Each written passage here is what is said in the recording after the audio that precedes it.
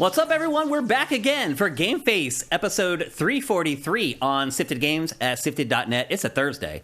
We never do GameFace on Thursdays, but we're doing one today because yesterday was basically PlayStation's E3 2023 press conference. So Matt and I are here to discuss every little detail, and that is what we're going to do. And there are a lot of details, Matt. I have been busting my butt ever since that thing ended to get everything ready for this episode. Were like 25 or 30 trailers that were shown in that.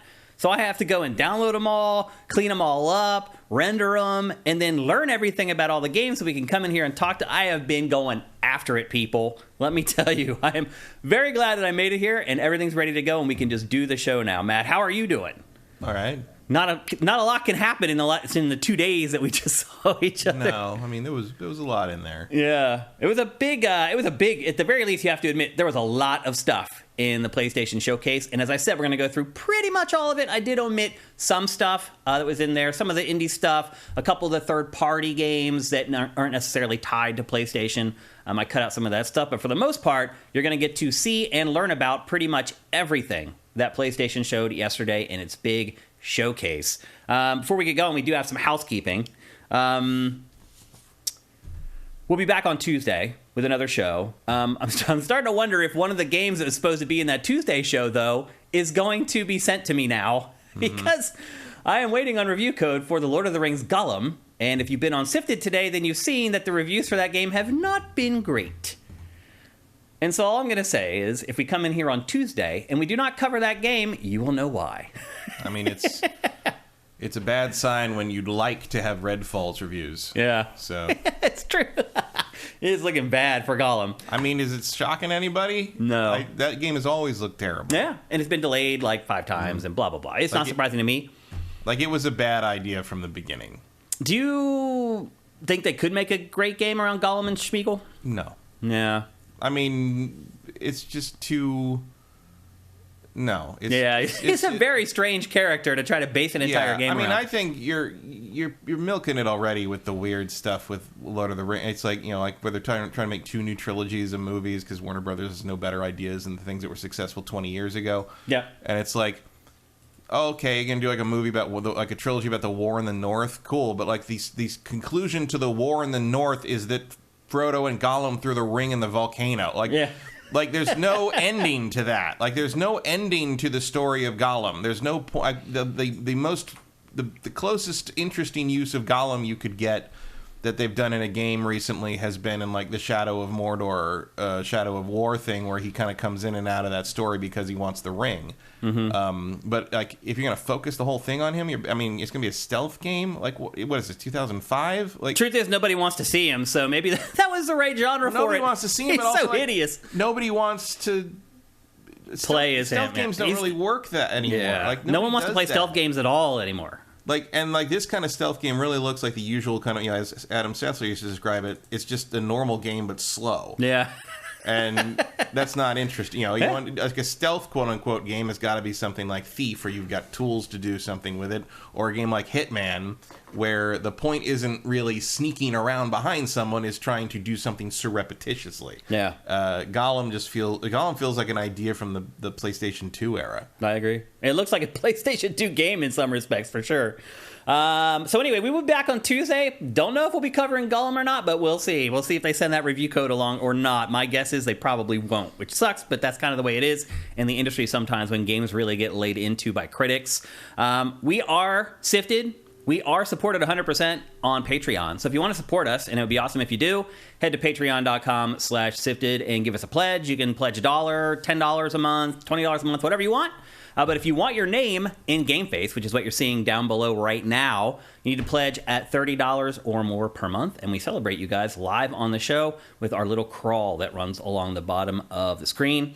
We do have some housekeeping to get to. This show is going to be shorter, kind of like our show on Tuesday.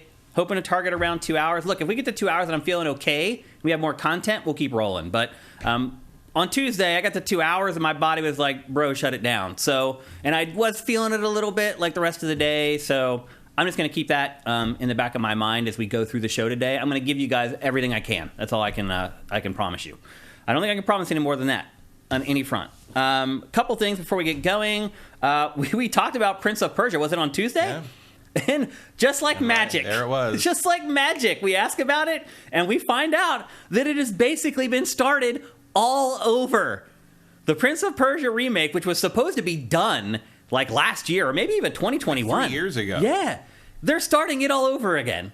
Ubisoft is just a disaster right now, Matt. It really is in like peril. I don't understand what are you doing with that game? Like, also for one thing, that game, you know, Sands of Time is now as old as Pac-Man was when Sands of Time came out. That's a good like, who cares? Yeah. Here's the funny part was, for Tuesday's show, I thought about using Sands of Time for Name That Game. And I started hunting around trying to find I couldn't even find any screenshots that weren't like the size of a postage stamp, so I had to bail. Yeah. And then again, I just don't understand who they think is interested. And like, why are you going back to the draw? Are you trying to like revamp it and to be as revolutionary now as it was then? Because, yeah, part of the problem with remaking Sands of Time is Sands of Time was extremely influential, and everything has done that better. Everything it did better now. Well, we just played Tears of the Kingdom, which has the whole recall thing in it. Or like, you know, everyone and their brother does the wall running thing now. I mean, like, you know, you can't say that there's no Prince of Persia Sands of Time in Jedi Survivor or games like that. I mean, all it's going to do is remind you of how innovative it was when it came out, and that now, as you said, a lot of games have lapped it. Yeah. So and like, so now what are you doing? Like, I don't know. I don't think Ubisoft knows what it's doing anymore. It's really bizarre what's happened over there. So we are going to talk about some Ubi games here coming up that are a little more encouraging, at least. And I think, as we mentioned on Tuesday, the dedicating more resources to Assassin's Creed is probably the right call because it is the one IP that continually does well. So I don't know. A little odd. And I'd argue that Assassin's Creed is better known than Prince of Persia at this point. Yeah. Oh, yeah, definitely. Without a doubt. I mean, only people like us know what Prince of Persia is, Matt. Well, and Jake Gyllenhaal. Right. That's true. And some moviegoers, because it was a film. Yeah. And it wasn't terrible. It's one of 3 films I've fallen asleep during in my entire life. And I've seen literally hundreds of films in theaters. I fell asleep watching Tommy Boy when it came out. I fell asleep watching... And then later on I watched it and I was like, how did I fall asleep? This is freaking hilarious. I fell asleep watching Prince of Persia. I fell asleep watching Emperor's New Groove, but it was a midnight show when I was on allergy medication. That was not Emperor's New Groove's fault. I love that movie. And I fell asleep the second time I saw Avatar 2.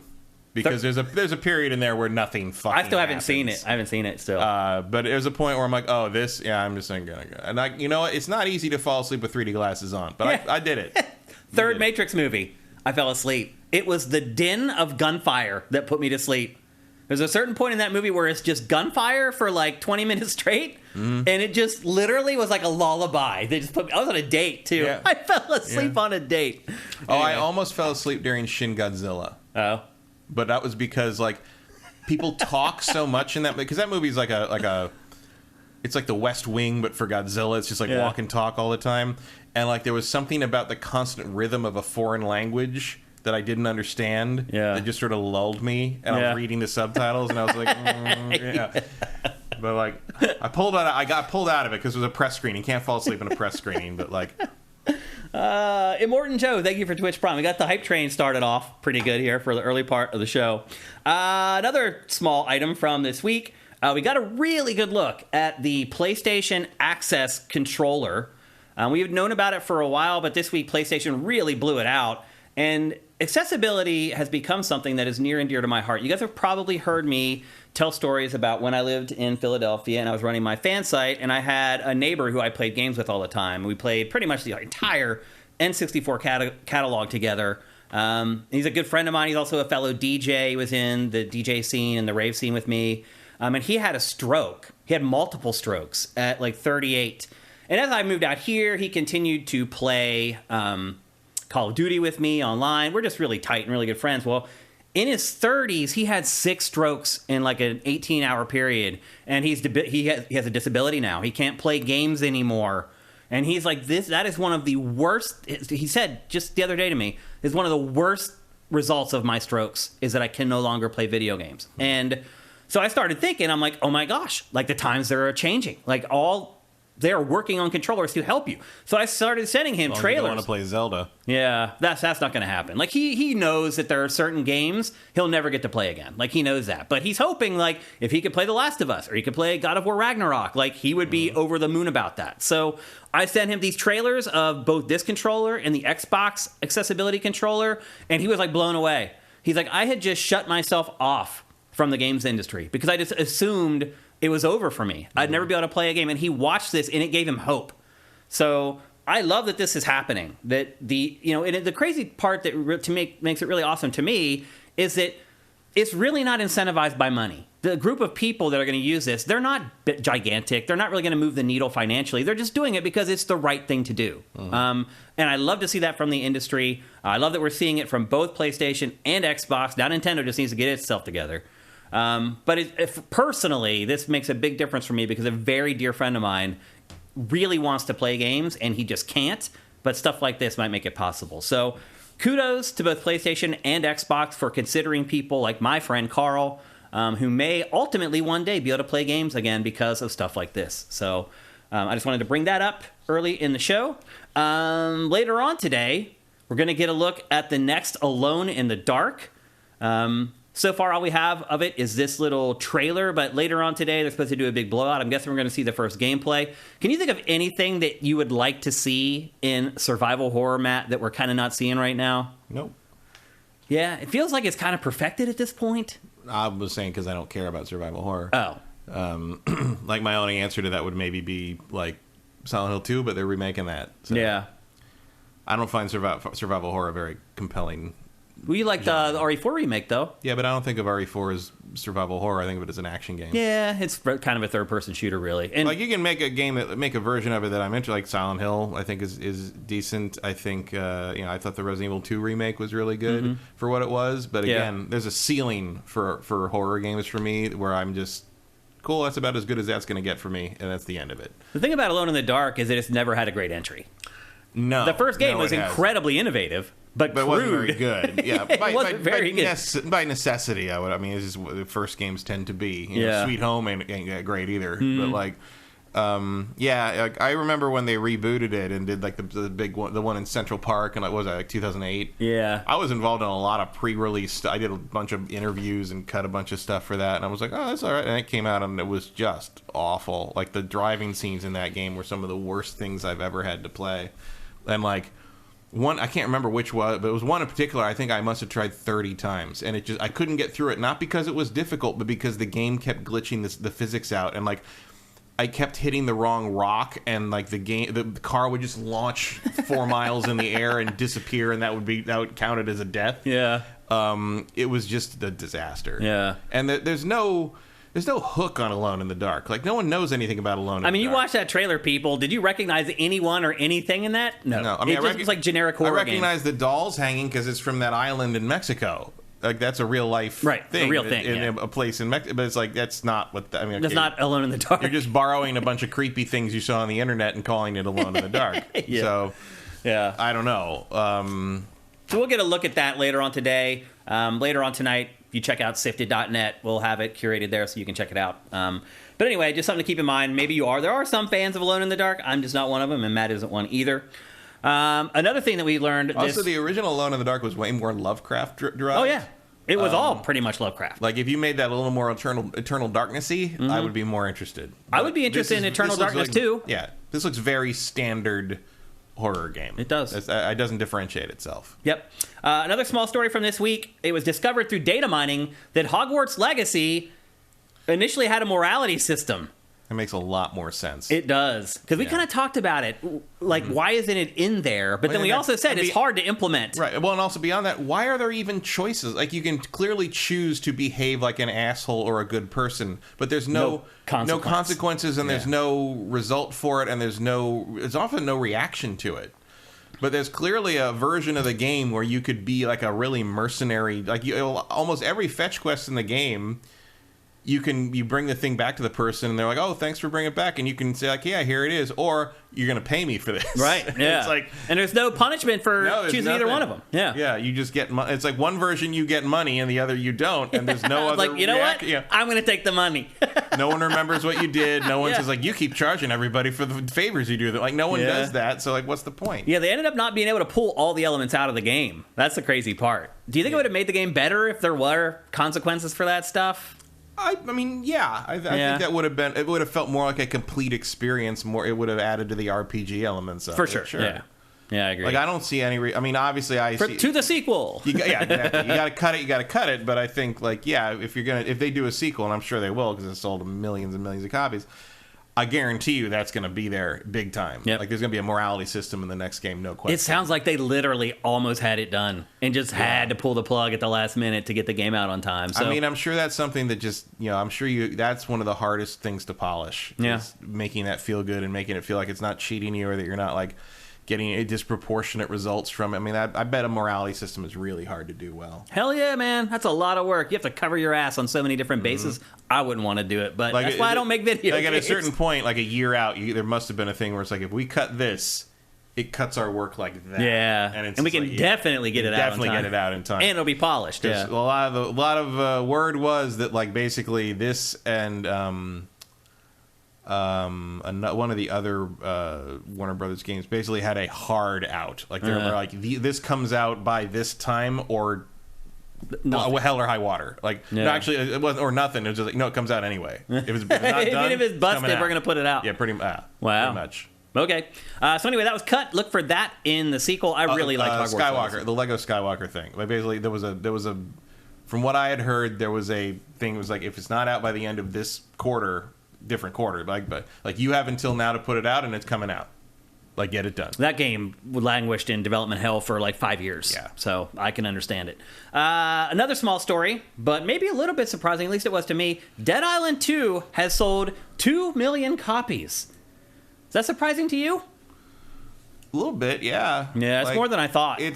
Yeah, especially because, like, nobody really talked about it. It also came out right around the Resident Evil 4 remake, which, if, like, you want to go zombie hunting, there was one clear, smart decision to make between those two games. Well, I would argue it's this one, because there aren't really any zombies in Resident Evil 4. Yeah. Well, I consider Ganado zombies still, but I mean, that's the whole question about zombies versus infected versus... the zombie fans will argue about that all day. But, like, if you want to kill zombies, this is the game. Because you're killing traditional zombies and all these creative... Well, not creative. I mean, in the traditional sense. I killed them in one way. The Romero sense of zombies, Like, and you're not going to fight any, like, giant monsters or lake creatures or, like plants. You're just fighting zombies of various types. Like, this is a more traditional idea. It ended up being the biggest launch in the history of Deep Silver as a publisher. Wow. And Deep Silver also said that it is happy. I guess zombies will be in the next Saints Row, is what you're telling me. Well, they also said that its sales have exceeded expectations. For them, this game is a 10-year project. Like, I don't... Yeah, but they've only had it for like 4. Yeah, I mean, I get that. But you think about the 3 iterations and the money that's been put into those and those other development teams that they had working on it. It's like you've basically developed 3 games to make one, and you still only sold a couple million. Yeah, but you write those off as losses. And then, those all... None of those count. I'm just a little surprised at something with a 2 at the end of it that most people, I'd imagine, don't remember. The first... I mean... Yeah, because it was, what, 11, 12 years apart, something like that? More than that. Yeah. I think the first Dead Island was like 2010 or something. Yeah. I guess in the end, zombies still sell. Yeah.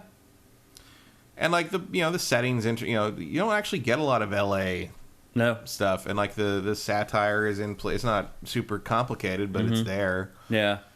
Like, I don't know. Like, and 2 million's not a huge thing. No.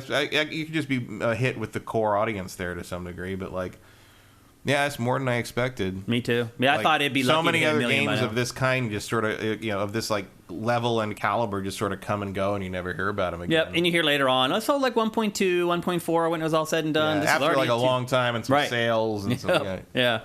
So congratulations to Deep Silver. I wouldn't mind playing another one of these. It wasn't bad, and there's some ideas there that could...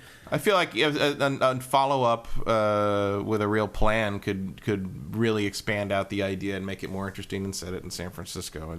I'd like to see that. Zombies on the hills. Yeah, I'd like to be kicking zombies down the hill. Watch them roll all the way in a cable down. car. Yeah, I'm saying that'd be fun. Yeah, yep. So anyway, once again, congratulations to Deep Silver on that. Another small note from this week. Overwatch 2 has decided to kill its PvE modes in favor of these episodic, like, story things that they're going to do later on. This is a feature that basically they sold the game on. Yeah, that was one of the excuses for making it Overwatch 2. Yeah, I mean, that was the reason why they made a sequel instead of just keeping Overwatch 1 as a platform. Cared. I mean, they're just rearranging the deck chairs in the Titanic at this point. Yeah, it kind of feels that way. Do you know how Overwatch 2 is doing, like, with its community and everything? I don't hear anyone talk about Overwatch either. 2. Even the people that I know that used to be like... That's all they lived Overwatch. Yeah. And now no one even knows this stuff happens anymore. Yeah, so they're going to try to cobble together some type of story-driven content. I don't know if I've ever seen a ball drop as hard as this game. Yeah. Like, as this franchise. They had something special and blew it. I mean... Just blew it. These characters are compelling. I like the characters in Overwatch. You've done a great job building the lore. How could you not create a compelling story campaign for this franchise? If they're smart... And I don't know if they are smart. And I don't know what the situation would be because of the acquisition by Microsoft.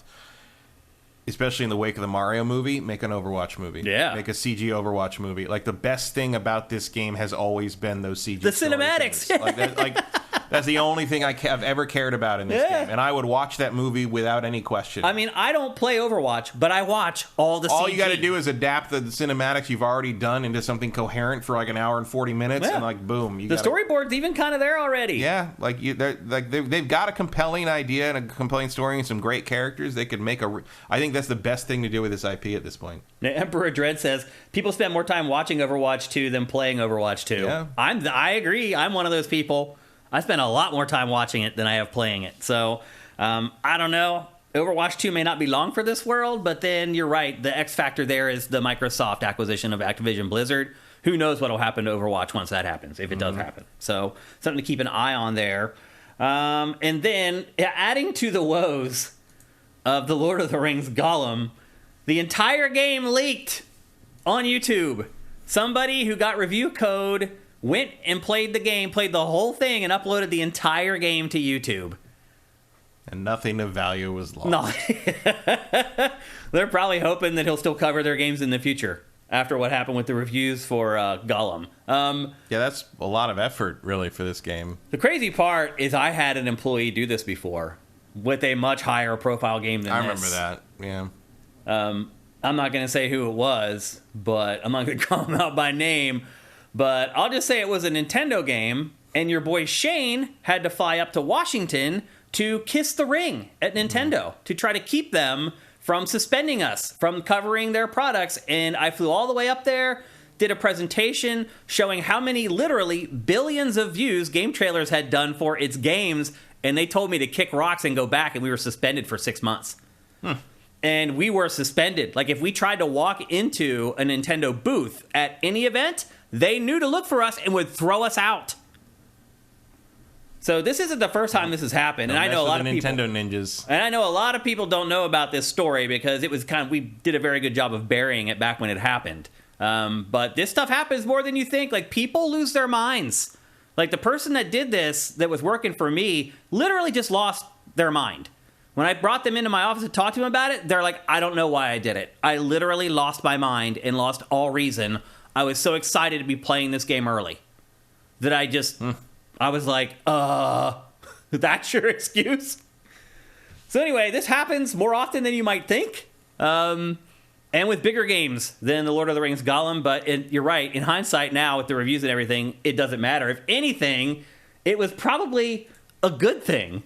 Because it built a little bit of hype before the reviews tore it all down. Probably the most interesting thing that's going to happen. That's going to happen with the game. Yeah, ironically. So. Yep. And then our final note before we get into the show proper, and this is the biggest shocker of the week for me, Matt, and I'm still not 100% sure that I believe it, but PlayStation has announced that PlayStation VR 2 has soundly outsold the first PlayStation VR and that they sold 600,000 units in the first 6 weeks.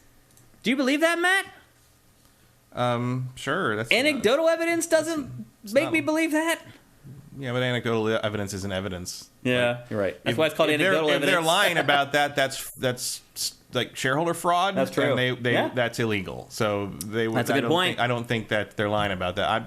It really more throws into highlight of how few units the first one sold. When it ultimately sold 2 million when it was all said and done, or 5 million. 5 million. I mean, yes, this is better than the first, but I can't imagine this is what they were hoping for. Well, the other thing too is like, okay, if that's true and you sold that many units, then you should be pretty excited about it.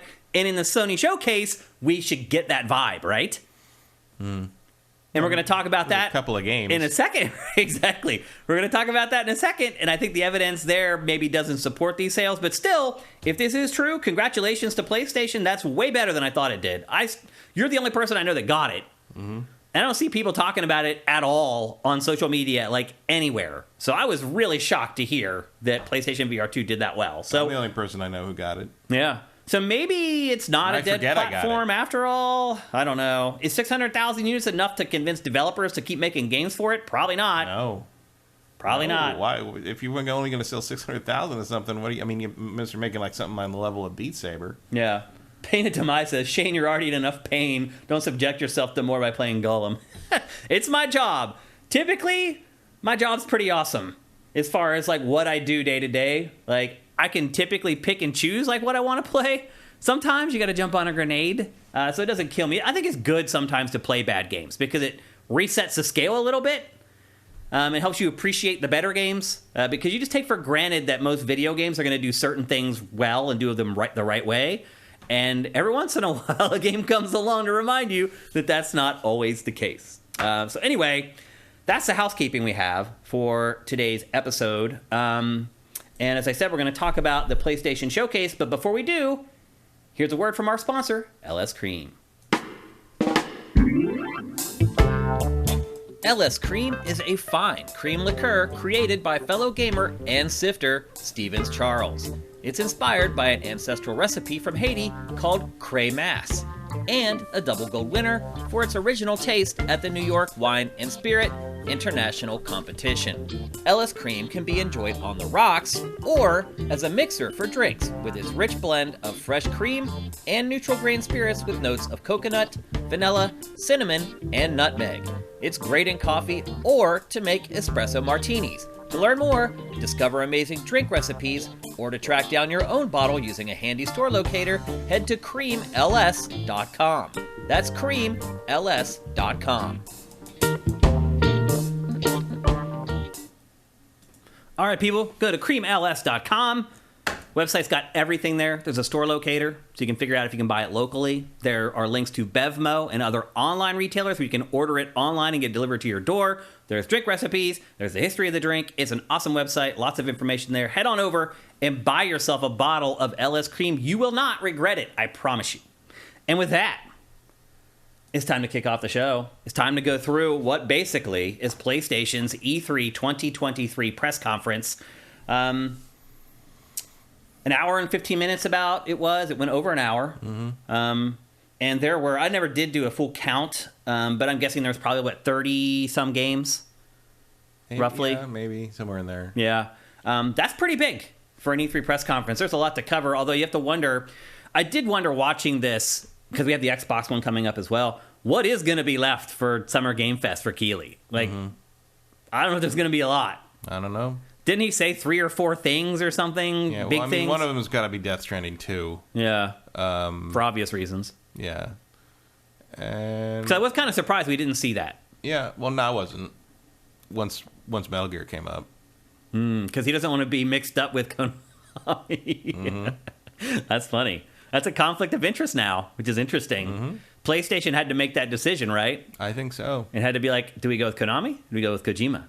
Do you think they made the right call? Yeah. Yeah, probably. For the purposes of making headlines with this, Yeah. I think you're right. I think they made the right call. So we're going to go through it game by game. I feel like I've tried to rank the games in order of importance, or at least I think in order of your interest. What games have the most interest for you guys? But we're going to start things off by discussing hardware, believe it or not. The rumored Q-Lite handheld that we talked about here on GameFace. Pactor did an episode of it for Pactor Factor, which is like one of the most watched episodes of Pactor Factor in the last month. People are interested in this, like big time. And as it turns out, all the rumors were true. Everybody loves a train wreck. Yeah. You think that's what it is? Yeah. Really? Mm-hmm. You think it's a train wreck? Well, it's not a handheld, is it? Kinda. If it doesn't work without the internet, that's not a fucking handheld. It's a second screen. Yeah.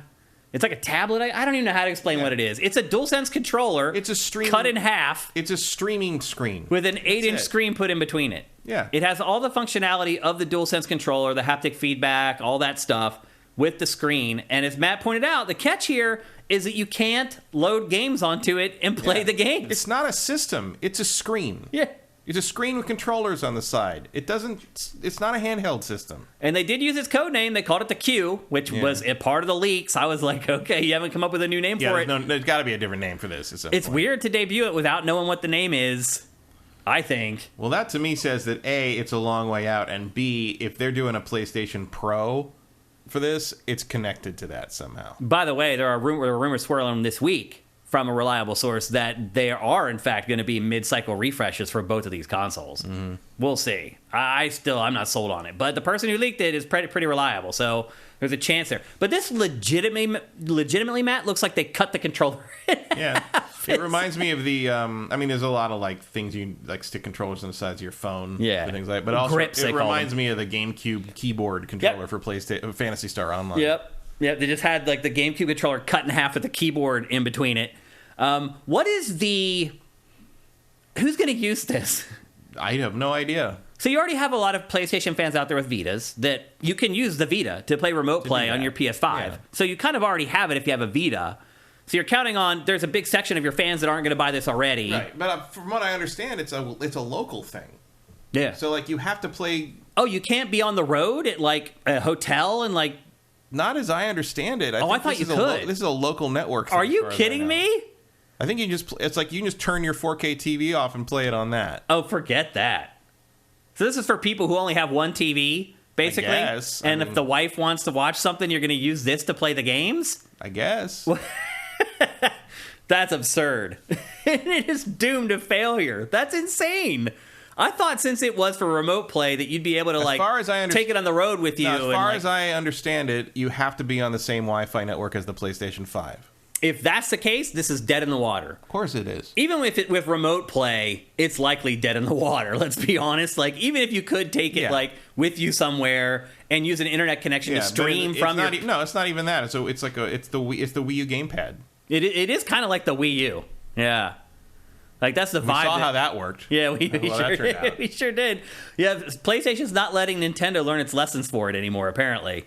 Mm-hmm. Also, I don't like how close those sticks are to that screen. Oh, yeah. Yeah, your fingers are definitely going to touch the screen while you're playing. No, I was talking about the heat of the screen warping the components of the sticks and causing some kind of stick problem. I mean, it feels like... That'll be fun to send. You push those sticks inward, they might touch the screen. Yeah. I mean, they're definitely coming close. I mean, that'll be fun to send in for repairs. Yeah. Who is this for? I have some weird exec at Sony who thinks this is a good idea. That's who it's for. People in chat are saying that you're right. It is literally local only. You have to be on your local super fast Wi-Fi. That this is not a remote play device. No. It's so idiotic. It's not a handheld. It's just a screen. It really is just an extra screen with a controller attached to it. This is, again, a thing. I mean, this isn't even like a Steam. I mean, Steam Deck can play stuff on its own. Yeah. But this is just another, again, for people who do not control the television in their own home. Yeah. Which I get. Sure, it's better than not being able to play, but like it has no use case in my house. Me either. Honestly, if I did have a use case for it in my house, you know what I'd do? I'd buy another TV and tell whoever that was to watch in the other room. I bet they try to sell it for like $200. I think it might be more than that. You think so? That doesn't look like cheap hardware. Then it's really dead in the water. And they also announced these new earbuds, which they seem to be a boon for people for PlayStation VR 2 more than just typical use. Although, it does. The tech in them is pretty good, and who knows what the price is. So, I mean, that would be a very good option for PSVR 2. Yeah. If you're one of the 600,000 people. Yeah. Congratulations, they've developed something just for you. I mean, although, again, not having a wire connecting you to your controller is probably nice. You know? Yeah. But, there's not a lot of uses for me for that, because I don't do, I mean, maybe if I played the PSVR 2 more. But yeah. I'm worried about what that's probably going to be like $150 or something, right? The earbuds? Yeah. Probably. My guess is probably $100. $99.99 or something like that. We're right. We'll see. They may try to compete with, like, Apple. Yeah, I mean, Sony is arrogant enough to think that they're on the level of the AirPod. Yep. So. Yep. And if that's the case, you got to set the price to match it. Otherwise, people aren't going to compare the two. So, but you also kind of have an advantage in that, like, the AirPods do not sync with your PlayStation tech. So yeah, that's true. How much will you pay for that? Basically? Yeah. So anyway, that's the hardware. Are you surprised that they showed that handheld instead of showing the PlayStation 5 Pro or whatever? No. It's a little early for that. Too early for that. Yeah, even though we are 3 years into it. Also, I think you're going to need the next wave of games to be supporting the power bump. Right. If you want to show something to demonstrate the difference, like, I think that's the next wave of first-party stuff. Yeah. Okay. Because that's when the stuff that would be shown kind of later this year or early next year is the stuff that would have begun development with that plan in mind. Right. Yep. Okay, well, speaking of that next wave of PlayStation exclusives, that's pretty much what this entire presentation was about. So we're going to start talking about the games that were shown, and the first one we're going to discuss is Jade Raymond's new game, Fair Games. It looks a whole heck of a lot like Watch Dogs, like aesthetically and kind of concept-wise. But as it turns out, after it was over, we started getting some more information about it, and it really isn't like Watch Dogs. It's more like Payday. Yeah, it's more like Payday. Yeah. It's also that's what I see what you mean with the Watch Dogs thing, but when I was watching this, all this stuff is total Watch Dogs. Sure, but the happy faces and the attitude are all Payday. Yeah. It's basically Watch Day. Pay Dogs. Pay Dogs. I like that one better. And this trailer, by the way, all CGI. This is not in-engine or anything like that. And they do label it as such. There's a lot of that going around in this showcase. Yeah, and they're not trying to fool you. They label it as such right at the beginning. But it is a sci-fi competitive heist game. They call it a thrilling competitive heist game where you join an underground movement to rob the ultra-rich and rebalance the scales. So there's a lot of anti-capitalism messaging in this trailer, which was one of the first things that I picked up on. And you will be trespassing inside forbidden locations around the world where you must fill your pockets like a kid in a candy store and unravel the nefarious plans of untouchable billionaires. Does that sound compelling to you, Matt? Sounds like a pretty good weekend. Yeah. It's one of the games as a service that PlayStation's been talking about. It's been saying all along it has 10 games as a service in development. Is this the game that they bought her company on the back? It is, yep. This is the game that they saw, that they were, once they saw it, they were convinced that they should buy the studio. Okay. Would you have been moved by this trailer in such a way that you would decide to purchase a studio? I'm not even moved to purchase the game, so no. I'm cool with the anti-billionaires angle, though, in this. Oh, sure. It's like the trappings are all solid, although I think the style is a little repulsive to me. It doesn't do anything for me. Yeah. I'm too old for that. Yeah. I like the music. But also I don't know. I mean, yeah, the music was, but also I don't know, like, to me this just seems kind of like embarrassing and cringy, and I don't know, like, if a younger person would like would a Gen Z kid like see this and be like, oh yeah, this is super cool, or would it come off to them as like, hey, like, how do you do, fellow kids? Because to me it feels like, how do you do, fellow kids? Yeah. But I'm not a fellow kid, so I don't know what they would actually think of this. But this sure feels like a weird form of like pandering when you're going on about Eat the Rich and you A, don't even have the Aerosmith song, and B, you spent like $100 million to make this. There's also a Motorhead song called Eat the Rich, which I prefer, I would, being honest with you, but I hear you. Like, all in all, maybe you should just go back and play Revolution X again. Yeah. One thing I will say, I like the aesthetic of this game. Whatever it is that they're trying to sell in this CG trailer, it's got me hooked a little bit. There's a couple others later that the CG, the aesthetics are more interesting to me. Oh, I'd agree with that too. The gameplay itself, I'm not a big Payday guy, and it seems like either you are a Payday guy or you're not a Payday guy, or you are a GTA Online guy or you're not a GTA Online guy. Much like the candy bar, you either are or not a Payday person. Yeah, so. And I'm not. So, well, Payday would kill you. Oh, right, yeah, because all the nuts. I've never eaten one, and I never will. But I was talking about the game. Right. And but the game might also kill you. Or at least bore me. I'm just not a big fan of heist games, honestly. I am allergic to the payday games. Yeah, I've tried them a bunch of times, and I just couldn't get into them. Yeah, I don't care about like the PvP heist, like grab the bag thing, and try to escape. There's another game plan later the route on out. in this that is a similar thing. That is a huge disappointment to find out that's what that is, but also not super surprising. Yeah, it's like the year of the heist game for whatever reason, because Payday 3 is also like about to be shown off for the first time.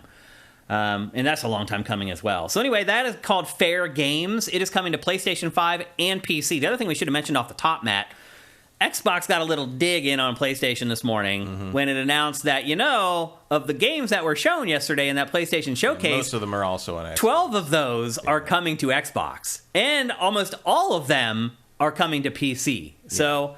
Which I had some people I know are worried about Dragon's Dogma and stuff. It's like, wait, is that going to be exclusive? I'm like, no, Sony just never mentions other platforms. Yeah, I'm sure because they were worried about PC. I'm like, I'm sure Dragon's Dogma will be on PC. That was a big part of my work that I've had to do since this thing ended to prepare for the show today, was going back and trying to figure out what platforms these games were coming to. Because to your point, PlayStation was like, it's just PlayStation. Then you start digging around and you find a press release and you'll find that it's multi-platform and come into everything. Yeah. So I will say, though, after they posted that, your showcase better be fucking amazing. Right. Dude. Yeah. Yeah, because you don't... you don't say something like that unless you feel like you would think, unless you feel like you can back it up. El Guapo just said the same thing. Yeah. You better back this up. So that, that showcase doesn't come out and Sony can't turn around and be like, hey, the good news is none of the shit they just showed is on our platform, so you don't have to play any of that crap. That's what where my target would be for if I was Sony at this point. I know Sony doesn't play that game too much because they know they're in first place and don't need to play that game. Yep.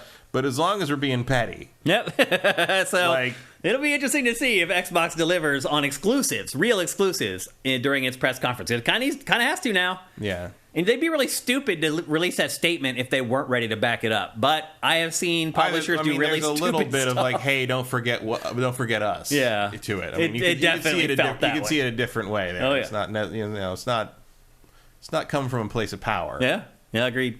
Next up, probably the game that shined the brightest yesterday, without a doubt, Marvel Spider-Man 2. Not only did we get finally a trailer that lasted more than 15 seconds, which is this, that sets up the plot, or at least the beginning of the plot. We also got an 11-minute chunk of gameplay that just showed off so much awesome stuff. We also kind of got a release date. They just said before the end of the year. Fall. Does that make you nervous at all? Nope. No? It's Insomniac. That they weren't able to peg down an exact date right now? Nothing had a date in this. Yeah, I mean, it's only May. Plenty of time. It's fine. Insomniac doesn't miss targets. Yep. So my guess is this will be November. Yeah. Early November. Or late October. Maybe, but I think it'll depend where Call of Duty goes. Yep. That's exactly what's going to determine it. So this sort of sets up the plot for the game. But Matt, we were talking off air before the show started. You don't think that this is actually the crux of the plot, right? No, I think this is Act 1. Because people were saying, oh, I'm so happy that Kraven's the focus of the game. Kraven is not the focus of this game. And I would not be happy if he were the focus of the entire game. If you look at the early bits of the first Spider-Man game, you would think that the focus of the game was Kingpin or Mr. Negative. That is not the focus of this game. Kraven kicks this off, absolutely. But the crux of the game is going to be Venom and or Green Goblin. Because you're trying to save Harry Osborn's life. He mentions that during the chase, that Harry's dying. We have to get this thing. We have to help him. And the symbiote is obviously a problem. And so Kraven is Act 1. And Act 2 is Act 2 and 3 are gonna be Venom and Green Goblin. I don't know which order.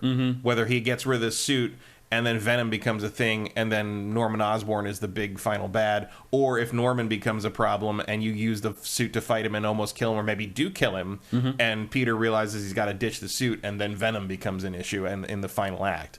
But I guarantee you, Kraven is the warm-up act. Kraven is the opening act villain on this. Yep. The other big reveal here is that Peter gets the symbiote suit. Not to detract from him, but people saying oh my god, this game's about Kraven is like people saying that the first game was about Mr. Negative, because it wasn't. Yeah.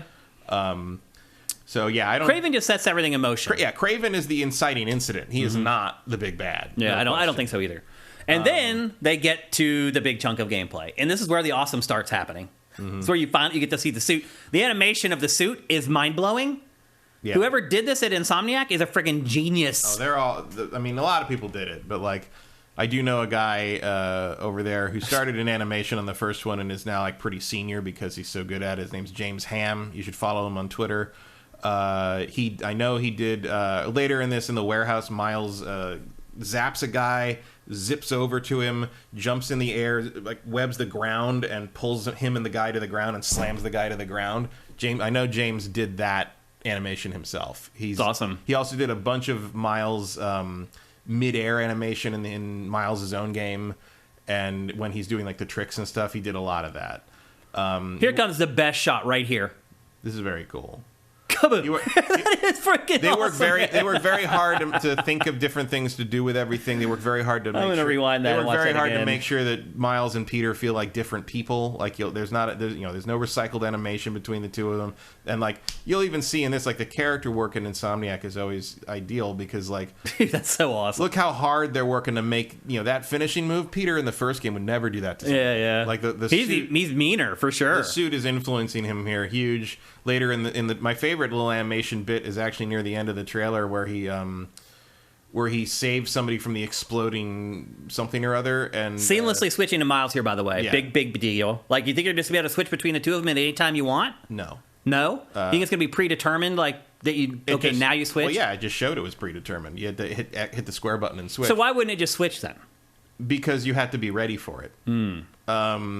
I do think there's a possibility that when you have downtime, like between missions, that's in the what I'm getting world, at. Yep. Like you might be able to switch between them. That's what I'm getting assuming one of them is not indisposed. Right. Like if you're not in mission, I'm wondering if you can just choose which one you want to play to just swing around or whatever. I would guess that they both have different collectibles. So I think that you probably will in the open world when you're not in the actively doing anything story specific, or maybe like there might be times. I bet there's going to be times where like Peter you can't play as because he's off being an asshole somewhere, and so you're just going to play Miles until you start the next story mission. But I would imagine at the very least by the end of the game, when like you get kind of free roam to mop up the collectibles, I bet you'll be able to switch between them at will. Sort of like how when you eventually unlock the ability to change the weather, right, in the first game. That would be my guess. That eventually you will be able to do that. New mechanic here, being able to just create wires to walk on versus just web slinging. Here comes the animation that you were talking about from your friend. Yeah, and the ability to a lot of these abilities you're seeing like ways to handle multiple enemies at once in a way you couldn't before. Yep. This is it right here. Right here. This is the finisher that Matt was talking about that he made. Yeah, pretty sick. That's James Ham, all on display there. Go follow him on Twitter. He does a lot. He puts up a lot of his own stuff, and he does a lot of cool animation, little like stories and insights. Matter of fact says I would just play as Venom all the time. I could probably see that. I mean, it also reminds me of Web of Shadows, where you could switch back and forth between the regular and black costume. Well, there was 5 different ones or something in that. In what, Web of Shadows? Yeah. No, it was only 2. Well, wasn't there a Spider-Man game where you could swap between like a handful of them? That was Shattered Dimensions. Shattered Dimensions, yeah. Shattered Dimensions. You could even play as like the old school one where you wore like the gas mask or whatever. That was Spider-Man Noir, yeah. Yeah. That was where the Spider-Verse concept came from. Right, yeah. Like, the guy who was writing Spider-Man at the time saw that, and one of our friends, the light bulb went off. One of our friends worked on that. Yeah, that's right. And he went back to Marvel and was like, "Hey, they're doing a pretty cool thing over there. We could do this." That's where that all comes from. Yeah, this game looks awesome. I can't wait to play it. Yeah, this is just very cool. Must buy. Like, if there's any studio that I trust, there is. It's Insomniac. I mean, as I've said, Starfield is my most anticipated because it's such an X factor. But I will be shocked if this is not my favorite game of the year. Yeah, I would be shocked if it's not your favorite game of the year. I mean, it is your game. It was made for you, pretty much. And the truth is, there's a lot of people like you that this will be their game of the year as well. I mean, Spider-Man is the biggest superhero of all time, certainly merchandise-wise. Certainly my nephews-wise. It's Spider-Man. They all love Spider-Man. You no disrespect to Superman and Batman, but when you see like Spider-Man like merchandise sales, it's more than the rest of Marvel combined. I know. And it's really more crazy. than Batman. It's more than... Spider-Man is unbelievably popular and always has been. Yep. There's just something about him. And the cartoons got me back when I was a kid. I watched the old '60s cartoon when reruns growing up, and my cousin gave me comics, Spider-Man team-ups. It was Marvel team-ups, but it was Spider-Man teaming up with a different character every issue, and that was A, how I got to know Spider-Man, and B, how I got to know all these weird D-lister Marvel, because the team-ups were sometimes they were big characters who like everybody wanted to see, but sometimes they were just like people they wanted to give a boost by putting them in the same comic as Spider-Man, and that's why I know who characters like Batrock the Leaper and Ms. Deep cuts. Carol Danvers. Carol Danvers was in that early on. That's why I like Carol so much. I like Ms. Marvel and now Captain Marvel because of it. Black Widow, Mockingbird. Like I knew all these weird little characters that were in these Marvel team-ups my cousin gave me, which was like really cool. But like Spider-Man, I got to know Spider-Man from that and his appearances in the Transformers comic because early on that was supposed to be canon to Marvel, and I just would like you to forget about that, please. I have a feeling that this sequence right here might replace the train sequence in Uncharted 2 as this thing that we always reference. I don't think it will. No? No. The rigging in this is ridiculous. But I don't think it will because I think there's 3 other things that are more impressive in this game that we haven't seen. Okay. This is early. This is like... Oh, you mean event when we play it, we'll see things that are more awesome. Absolutely. I mean, this is pretty crazy, this is amazing. Yeah, absolutely. But I think this is... I don't know how you top it. This is Act 1. I know. But games try to start off with a bang a lot of times to get you hooked into the game. But you can tell it's early because, like, they are familiar with Kraven, but everything's not established yet, and they're not showing the lizard. Right. Like they're still trying to keep Connor's kind of under wraps a little bit. All the little details in this, all the pedestrians and the humans that are scattered in these scenes, it's amazing. It really is a technical and the seamless marvel. Transitions and the no loading. I mean, there's people that I saw that were saying that this could be done on the PS4, and I'm like, I don't know what PS4 you had, but mine could not do this. Matt, what's up with some of the shots that they have in this where looks like he can just fly? Well, they're both using they're gliding using the they have like these web things under their like right here. Yeah, I mean, he's just flying. He's not propelling himself using any web. He's gliding. It's crazy. I mean, that's established Spider-Man power. It is. I totally get it. But just where is he getting his locomotion from? Inertia. Crazy. Like, they're moving real fast. And you get a little bit of I mean, I don't think you can do that indefinitely. Yeah. But they're clearly using it to sort of, like, bridge the gap between areas where you can attach a web to something. Mm-hmm. I mean, he does that in Far From Home. He's got the web things. He glides over the helicopter blade. Yep. Usually don't see him use it to glide that far. Right. But, it's clearly a new traversal thing. Yeah, it's cool. Spider-Woman uses it to practically fly. Yeah. I don't expect to see her in this. But then he turns invisible there.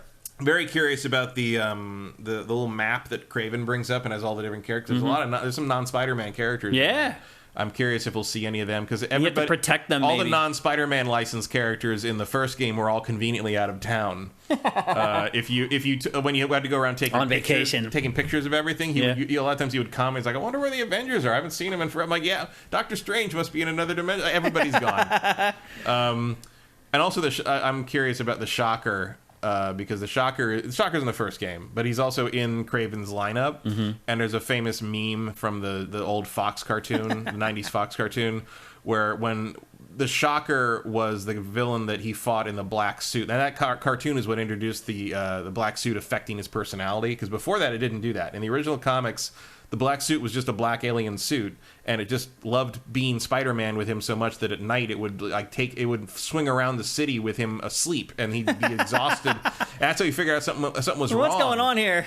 So he goes to Reed Richards in the Fantastic Four and says, like, "What the hell is going on? Why am I so tired all the time?" And Reed is like, "Yeah, this suit you got when we were in Battle World, it turns out it's alive and trying to bond with your nervous system." And he's like, "Oh, no, I don't want to do that." And gets rid of it by using sound, the bell tower, to knock it off.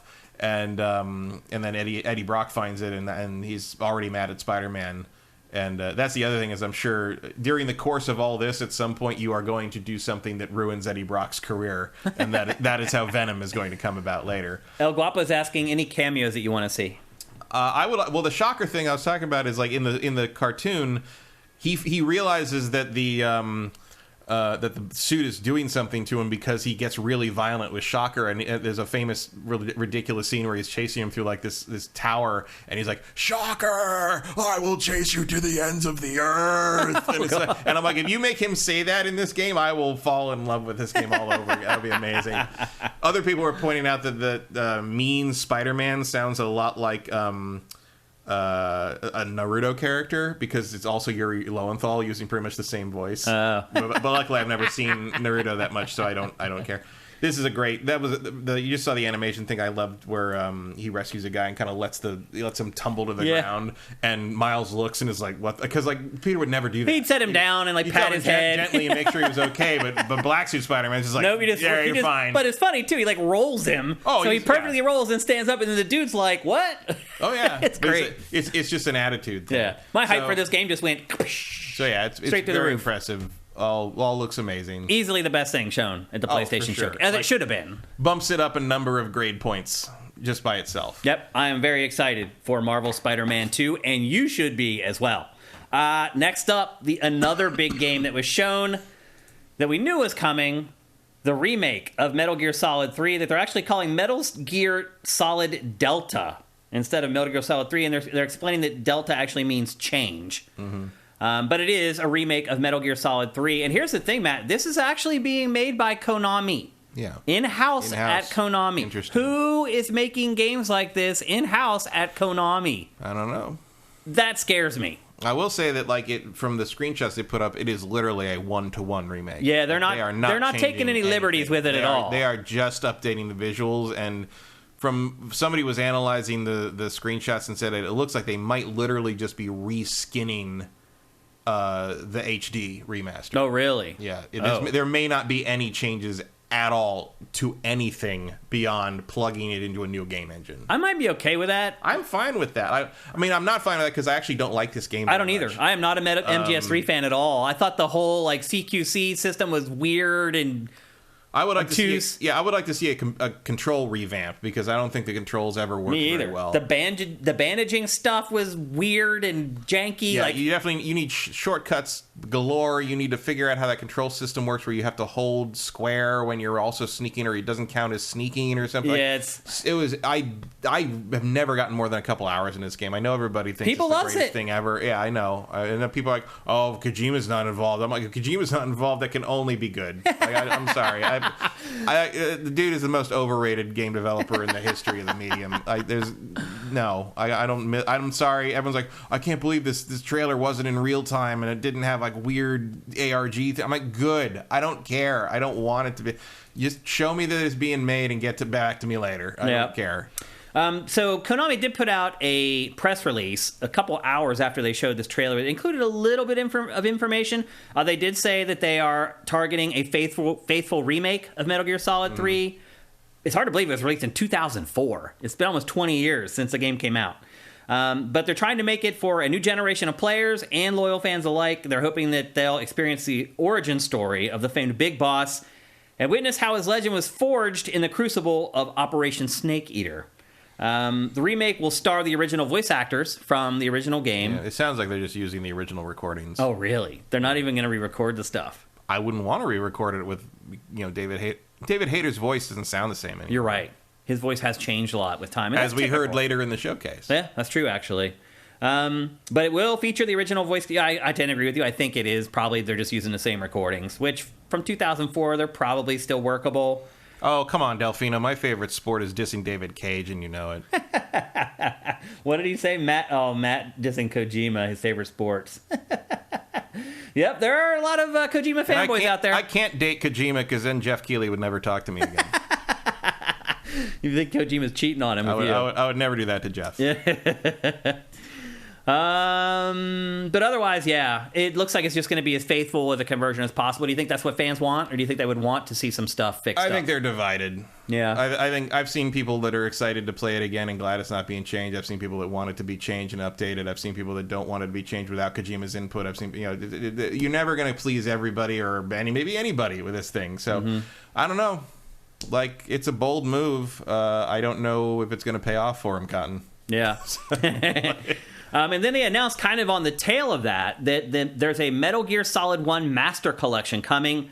Volume 1 of that includes the first 3 Metal Gear Solid games. That's almost more interesting. It kind of is. Because what's Volume 2 then? I know. At some point, you got to bite the bullet and save 4 from the PlayStation 3, right? Yeah. Like, if you do Volume 1 and you do Volume 2 and 4 isn't on there, what are you doing?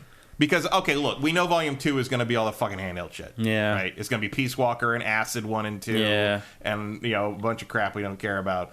But, like, if you keep going on that, you got to do 4. Like, they have to get 4 That's a tough project. out of there. I wouldn't trust Konami to do it. I mean, maybe that's what this is a dry run for. Maybe. Because, like, you would have to remake 4 from the ground up. Yeah. Because that thing's not going to port. Porting anything from the PS3 From is the a cell nightmare. processor, yes, you're rewriting it to the bone. Pretty basically. much. Yeah. So, I mean, 4. These are not like remakes, by the way. No, they're these are just the masters. core versions of the games. It still looks for like current it looks like consoles. they're the HD remasters that have run around for almost 10 years. Yeah. That are just being finally brought to new platforms again. Yep. But And they're again, gonna launch if you're those gonna leading call up to if the you're going to MGS3 call it the remake. Master Collection and put a volume number on it, and you don't do 4, what are you doing? Why are you even starting this project? Yeah. Are you excited about the Metal Gear Solid 3 remake? No, I don't care about If Metal Gear I Solid 3. knew that they were doing more to it, if I thought that they were going to change, If I thought they were doing like a Resident Evil 4 treatment to it, yes, I would. Then I would be It's into just a straight up port, basically, with better graphics. So I did like the characters in that game. Like a lot of the bosses, I thought were really good. I thought the plot was okay. Yeah, I mean the stuff I've read about like the various that's all really neat. I'm Mm-hmm. I'm not going to slog through that crap to get to those things. To me it was really a slog. I did not enjoy Metal Gear Solid 3 at all. And I had to review it for X-Play, and it was a nightmare. I hated it the whole time. Next up, Alan Wake 2. This seems to be the game that, like, at least on Sifted, a lot of people seem to be the most impressed with, or one of the top 3 from this showcase that people were impressed with. I'll say this, it does seem to have a little bit more of a serious angle to it than the last Alan Wake. To me was almost kind of tongue-in-cheek at times. It had that a little bit. A little campy. There was a little bit of that happened kind of to it. Yeah. This seems more deathly serious to me, and I'm all about that. The marketing is, we'll see what the game is. That's true. I mean, the marketing for the first one was pretty straight, too. Yeah. This is coming out on October 17th. So not long to wait. So all the rumors about it, coming out this year, we're like, that sounds crazy. As it turns out, it's legit. It's coming out on October 17th. Also, this game is this is so weird, Matt. They're only going to release the game as a digital release to, in their words, avoid charging $70 for the game. Interesting. Like, yeah, really? It has to be digital, otherwise it's going to cost $70? Well, I mean, that's fine. People have been arguing about that forever. It's like the digital game should cost less because you don't have the expense of the retail pipeline. This kind of flies in the face of what a lot of publishers are doing, where they're charging you $70 for the digital game. It feels like a shot. Across the bow. Sony and the other public. Yeah, because man, I was at Target yesterday and I was looking at some of the games, and there was there was a fairly recent game there. It was $69 because I haven't looked at games in a retail store in forever, and I looked at it and it was $69.99. I'm like, why is it a special version or something? Why is it good? And I finally realized, oh right, games are $70. Yeah. Now. Like, well, it's also bizarre to see Alan Wake be debuted at a PlayStation press conference instead of an Xbox press conference. Was it debuted? I thought we'd heard about this. I mean, we knew about it, and there's a trailer for it, but for it to, you got to choose. Well, maybe it is going to be in the Xbox one too. That would be weird. That doesn't happen very often. We might get a gameplay demo. Maybe. But typically, you pick and choose which one, and for it to be in the PlayStation one, where, I mean, the fan base for Alan Wake, let's be honest, is with the Xbox fans. But I mean, I'd say the fan base for Alan Wake doesn't exist. I mean, at this point, it may not. At most, it's with the Control fans at this point, because he had that DLC. Yeah. I don't see in this trailer, though, a lot of the tenets of the first game with the whole using the flashlight and the light stuff. I don't think you really need any of that. Nobody really You don't think the game's going to have it? No, but there's Max Payne. Yeah. Well, he's like the head of Remedy. Yeah. He always likes to put himself in their games. What's his name? Sam Lake or whatever? Sam Lake. That's right. Yeah. Yeah. Not to be confused with Alan Wake. Sam Lake, Alan Wake, Alan Lake. I think the game looks pretty good. It looks different. He's doing the flashlight thing. Yeah, but it's not. You know what I mean? Yeah, but the mechanic of like fighting more of an X-Files thing. Well, it was a mechanic. You'd use the flashlight to like stun the enemies, and it would let you shoot them. I don't know if that's in this. I hope not. I mean, although it kind of looks like there's some shadow things in here. Yeah, I bet that one shot right there at the end, maybe that's what it is. But I don't know. And people in chat, One Super Master Gamer, I hope the gameplay is not only flashlight shooting. No, I don't think it should be. Yeah, we'll see. But that's Alan Wake 2, and that's also multi-platform. Again, a game that was shown that's really a third-party game that's going to come to everything. And I don't think the PlayStation was intentionally misleading people. I think they're just conveniently leaving that out for people who I mean, they've always done aren't going to dig. Yep. Next up, been talking a lot about Ubisoft the last couple episodes of GameFace and Assassin's Creed Mirage. We finally got the first gameplay trailer of it. Also a game where my hype level went up a couple notches after watching the trailer. Looks like Assassin's Creed. It looks like the OG Assassin's Creed, like first 2 or 3 games Assassin's Creed. It's taken some lessons from the open world game. Yeah, for sure. Like the combat definitely looks like it's still an adaptation of that, which is good. A little bit, but I mean, there's elements in here that were really focused on in but the early flipping games. over guys and the count, like that's all taken from the ancient trilogy, which is good. The combat on that opened up a lot. But I do hope that they remember that he shouldn't be able to fight 12 guys in armor. Like, you should have to run away sometimes. I mean, that's what this looks like, though. I mean, that's what it looks like, but is it what's going to happen? I mean, that's how the Assassin's Creed 2 trailers ran, too. Mm-hmm. But when you play Assassin's Creed 2, you can fight everybody in all of Milan all once. I hope they make the combat something that you have to be good at to survive against more than one opponent, and that if you're up against 6 guys, you'll be like, I got to go. I mean, this trailer seems to intimate that it is going back to the roots, though. A lot more stealth, a lot more sneaking around. But the trailer of Breakpoint indicated you'd have to hide. Right. Like, let's not forget how Ubi promotes its shit. It doesn't always reflect what the game is. Yeah. They show him eavesdropping in this, throwing knives. That's all stuff that I associate more with the old Creed games versus the that new one. move there. That is pure. This fighting here is pure ancient trilogy stuff. Yeah, which is good. I mean, this is 9th century Baghdad, by the way. Yeah, he should be this good. Is set. Yeah, this is a prequel to Valhalla, technically, because he's in Valhalla. Yeah, he's older in Valhalla. He's the lead assassin that's helping you out in Valhalla. But this is before that. They show when he was a young pup. Yeah, they show scenes in this of eavesdropping, pickpocketing, stealth, bribing, assassinations. The assassinations are straight out of Unity. I mean, I'm just happy to be in an actual city again. Yeah, like me too. That's the main thing I missed from the new trilogy was like the dense urban areas, the population, the blending in with the crowd. There's a little bit of that in Valhalla, but it wasn't like a real focus of it. But just the recreation of these ancient places that just haven't been, the land, obviously the ancient Egypt one was great. Like, I mean, they do a good job of the sense of place in those games, but the sense of like being in a particular city that sort of like what the series sort of made its name on has been gone for a long time. Yeah. And this is nice to see again. Yep. It also shows aerial assassinations. As I said, the throwing knife. Originally put in clandestinely. Right. For the original game. Yep. And there's also a new ability called the Assassin's Focus ability that allows you to kill multiple targets in a row. And that, I believe, is straight out of Splinter Cell. Didn't Splinter Cell have some crazy mechanic in it where you could... something like that, but more Far Cry. Far Cry has the ability where if you stealth kill somebody, you can chain to up to some games up to 4 other enemies. Okay, if they're close enough. Yeah, so really, it's just a Ubisoft thing that they've had in a couple games that they're bringing into this, and I'm all about it. I think it's cool and a good idea. You've been able to do it with in other Assassin's Creed games with do the thing and then throw a dagger. What's that thing right there when he goes to jump? See how there's watch it again. There's like a ghost there. I think that's... See that white silhouette? Those two white silhouettes? I think that's what that is. That's the chaining attacks. I think that's the chain. Yeah. It's showing what... There's 3, actually. Yeah. There's 3 white silhouettes there. Yeah, I'm sure you can upgrade it to kill more than one person. It's cool, man. I'm excited for this game. I haven't been excited for an Assassin's Creed for a while because I always felt like I knew what I was getting. I'm like, the new setting's going to make things a little different, but... I feel like I know what the game's going to play like. Like, I think each shot here is supposed to be him doing a different kill on each of the guys until it switches to, what is clearly a group fight. Hello. What's up, Luna? I'm excited for this game. Again, my hype for it went way up. I am now glad it's on my fantasy team. They also announced the release date for the game. It is coming out on October 12th, so not a ton of time to wait. There's not a lot of risk there. I'm feeling pretty good about it making it before the end of the year.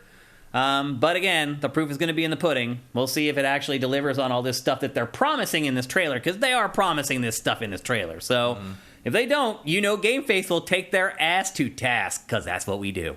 But anyway, I'm really excited about Assassin's Creed Mirage. I hope you guys are too. Another game, though, that is multi-platform and coming to pretty much everything. And then here, to me, Matt, this is the biggest surprise of the whole thing. Dragon's Dogma 2. We knew it was coming. They announced it a while ago. We hadn't seen any media or anything from it for a while. Yeah, it's further along than I thought it would be. Yeah. Like, way further along. Like, I did not expect to see this at all. This, like, when this game popped up, I was like, what? I thought this was it. I thought it was going to do this, and that was It'd be over, yeah. And instead, they roll on to show a shit ton from the game. A lot of people may not even know what Dragon's Dogma is because it's been so long, and even back when it came out, if you don't, it's a shame. Go pick it up for like on the next Steam sale for $5. Get it with the Dark Arisen one because like it's great. Yeah, it's this cult classic Janky action as RPG. hell, but it's great. Yeah, I remember Miguel Lopez reviewed this for us at Game Trailers, and it was one of those things where every time he would come in from being at home that night to playing the game, he'd come in and talk to me about it, and his impressions of the game changed so drastically across the days. Like, he'd come in some days and be like, God, this game is janky and weird and dumb. Then he'd come in the next day and be like, oh my God, it's brilliant. It is. It's both of those things. It's hard to describe. It really is. It had what is called the pawn system. Yeah. You think they'll bring it back for this? They add a pawn summoning stone there. Oh, I missed. So, that's right. That's right. That's what it is. And that was a big feature of the original. It kind of set it apart from other action RPGs.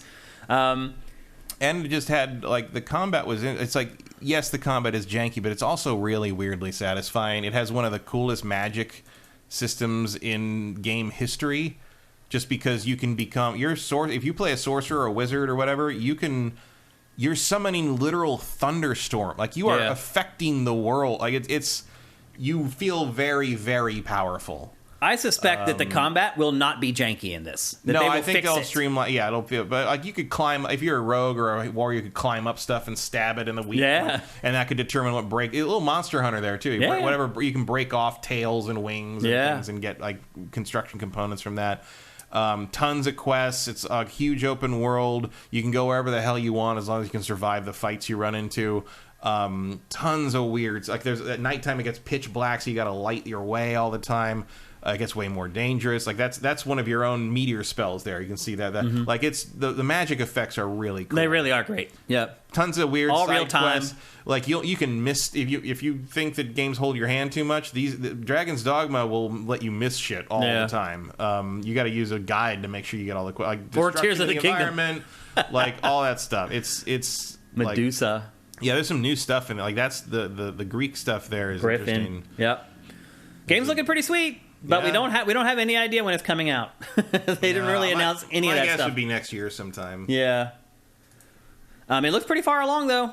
Yeah. Which is impressive. Because I think they announced it like a year and a half ago that they were working on it, and we haven't seen anything of it since. Like, I think they just put out a logo for it, and that was like it. So good to see we're finally getting some information on that.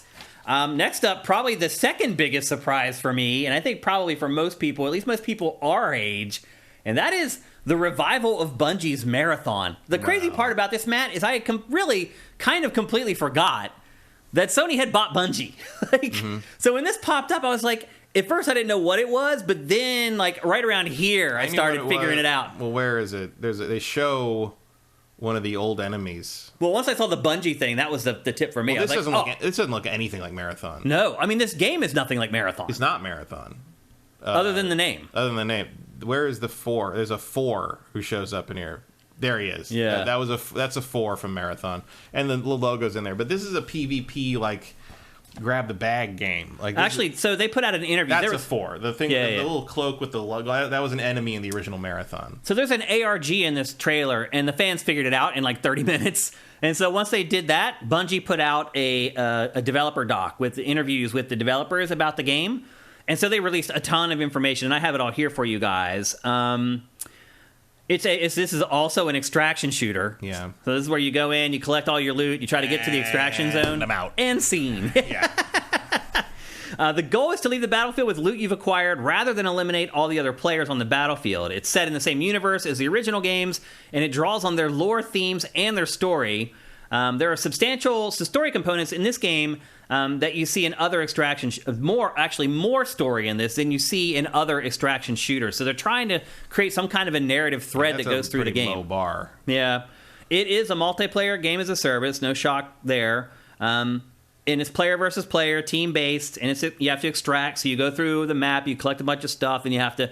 Usually in these games, you get to the extraction zone, you have to hold off like a horde of enemies that come after you and survive, and then hopefully you get into whatever the ship is that takes you off, and then you can basically keep all the stuff that you collected on your run.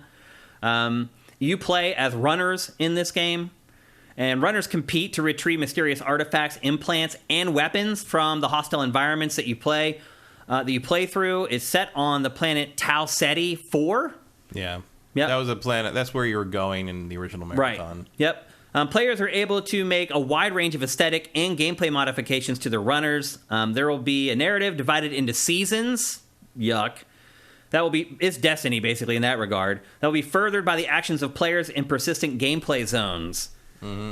They give one example where one crew is being the first to find an alien key that opens up the next zone, and then they're memorialized for the next feat in the game. So you can accomplish things as a squad in this that you then are put on like a pedestal saying they were the first people to accomplish this, which I think is kind of cool, actually. And you have to figure out how to unlock the zone for other players. If you're the first team to unlock a zone, you have to then figure out how to unlock it for everybody else.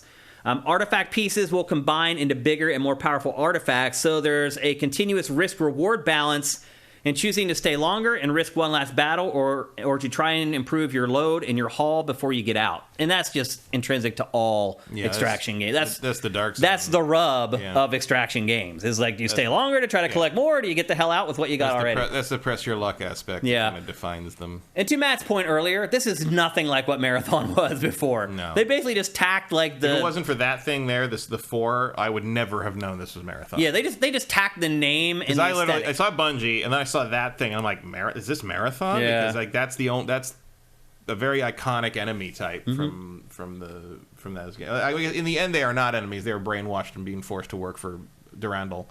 But I do like the art. The art looks cool. Like that character, I think looks design's awesome. really neat. But I'll tell you, man, PvP, don't care. Grab the bag. Extraction, don't care. I don't either. And honestly, ever since they started removing story content from Destiny, Bungie can go fuck itself. Yeah, I don't play Destiny 2 at all Neither do I. anymore. No. Once they did that, I was kind of done with them. Yep. Not okay with it. But I'll give this a chance. I won't. Maybe not a big one, but I love Marathon. Marathon. Marathon was my favorite thing. I mean, I thought it was better than Doom. I thought, because it's very story driven, very interesting, very creepy. That original game on Mac in '94 was amazing. Marathon 2 is one of the most incredible. I remember downloading the demo of Marathon 2 in the dorm room on a dial-up. It was 50 megs, and it took all night. I slept. I went to sleep and woke up in the morning and played it. Days. And load up. By the way, if you have never heard it, load up the title screen theme from Marathon 2 that Marty O'Donnell wrote, and tell me that thing doesn't go way harder than it needs to. Marathon. Like, it's amazing. And then Marathon Infinity is one of the most complicated multiverse alternate timeline stories ever told. Not just in a game, in anything. This is when Bungie was making all its games for Mac. Yeah, it was all for Mac. I think Marathon 2 is the only thing that made the leap out of there. It had an Xbox version and a PC version at some point. And then they were making Halo, which was supposed to take place in the same universe, and then Microsoft bought them, and Halo kind of does.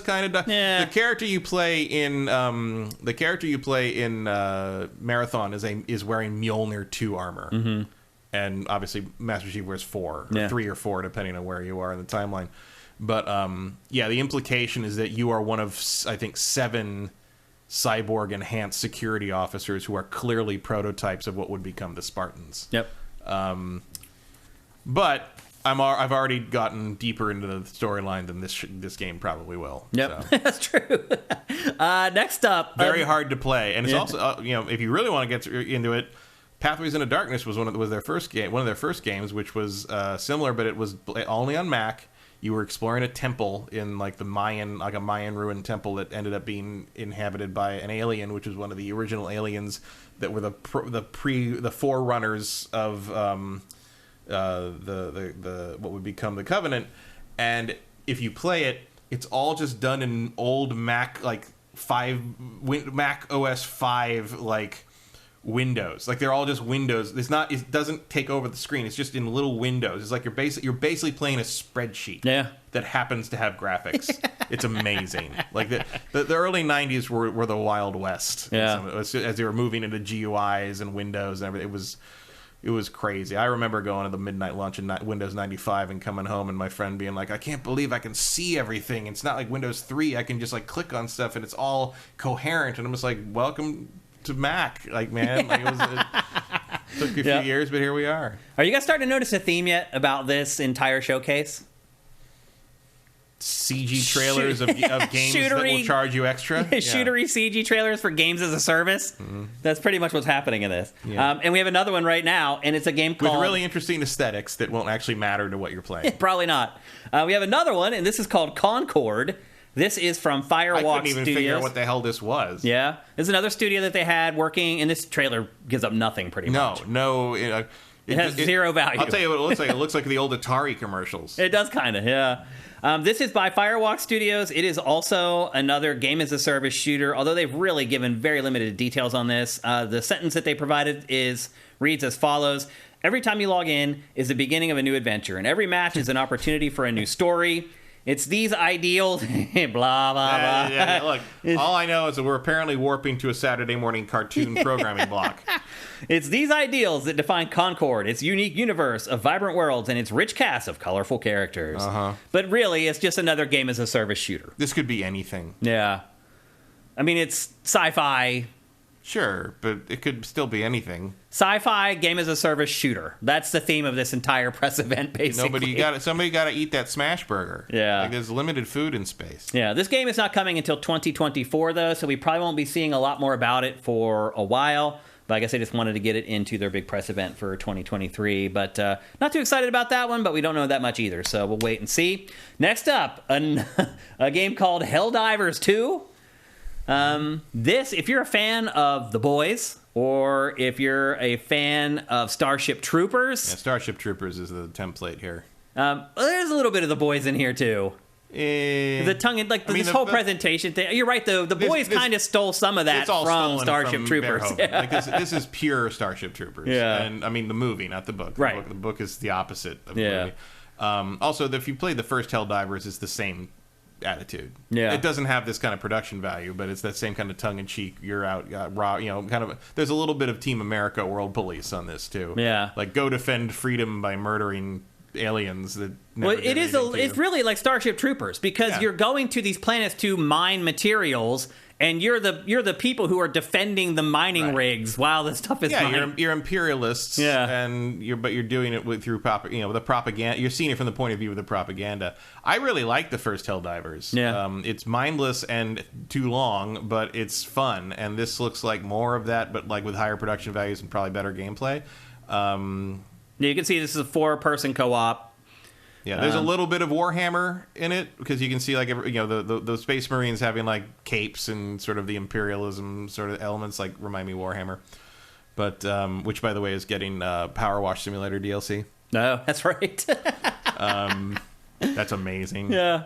We did get some information from the developers on this, and a lot of it was just talking about what we just talked about. Basically, the whole, you're going to planets, you're trying to mine, and you're defending the mines from aliens and blah, blah, blah. In the first game, the variety of missions was actually pretty good, and there were actually a bunch of different aliens you could fight, and you got to choose where on the map on the galaxy you went to, and that would determine kind of who you had to deal with and stuff, and it changed over the seasons, and like everybody who was playing affected what territory you held and the other aliens held, and so it was really cool. Like I'm actually really interested. I mean, this trailer doesn't really tell you a lot, but like I'm interested in whatever they're doing here. Yeah, I think it looks cool. The first one was cool, and the idea of a new one with like way more budget and promotion can only be a good thing, I think. Yep. Some of the stuff that they shared, it says you have a host of superpowered primary weapons and customizable loadout. You also have the ability to call on stratagems during play for backup. So there's this whole system in the game where you can call in allies to come in and support you. And I guess these allies are like awesome. Like that was in the first game. Oh, okay. I didn't play the first one at all. They're basically super moves. Oh, okay. Except like with, you could call in nukes, you could call in tanks, you could call in it was, if you got the right stuff, it was... It appears to be a big focus for this as well. Big changers. These seem like more of a part of it. There were things you could use like once a battle because the cooldown was so long. Mm-hmm. But like, yeah. They say as you complete missions, you can upgrade your ship and build an even more impressive arsenal. Everything from shield generators to turrets to large-scale airstrikes can be used to give your team the upper hand. So, so far of the games as a service, this might be the most interesting one so far. I think also based on the pedigree, I would agree. Yeah, this looks really cool. Yep. I mean, I'm purely speaking on how much I enjoyed the first one. And this is still coming from 505 Games. Yeah, and we'll have to see like kind of how it how it plays out, because like one of the things about the first one is that it does have a charm because it's so small and kind of scrappy that like it's like, oh, it's trying to do all these things, but it's kind of doing it kind of like the Ascent, that Cyberpunk game, where it's like obviously it was not on the level of what Cyberpunk 2077 was attempting, but it was nailing what it was doing so well. I mean, that's kind of 505 games in a nutshell. Yeah. Like, if there's any publisher that still publishes, like, B-level games, not AAA, but, like, AA, it's 505. Yeah. And this seems to be right up that alley. Yep, exactly. So I think it's looking pretty cool. Again, that is Helldivers 2. And I've been confusing that game with this next game, which is Ghost Runner 2. It's This is more of a traditional, like, single-player game, though. Set 1 year after the last game. Blood will run in his post-apocalyptic cyberpunk future. This is like a first-person parkour. Yeah, the first game was like that. Yeah, but the very, big new, very, very hard. I guess the big new addition here is supposed to be the motorcycle. Yeah. I don't know if this is all CG, obviously. Like, I don't know if you're actually going to be able to ride down the side of skyscrapers in the game. I kind of doubt it. I mean, and probably like the first game was very linear, and the main challenge was like you had to fight all these things and do all this stuff, and basically one hit killed you. It was like a roguelike, except you had to be perfect. This is a little bit like the combat in this is a little Star Wars-y. You got your force pushes and your stuff like that. Yeah, he's magic. And then some more information they gave us. The player has the power to shape the future of humanity and take on the violent cyber ninja AI cult.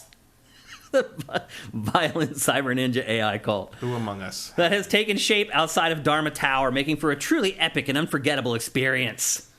So...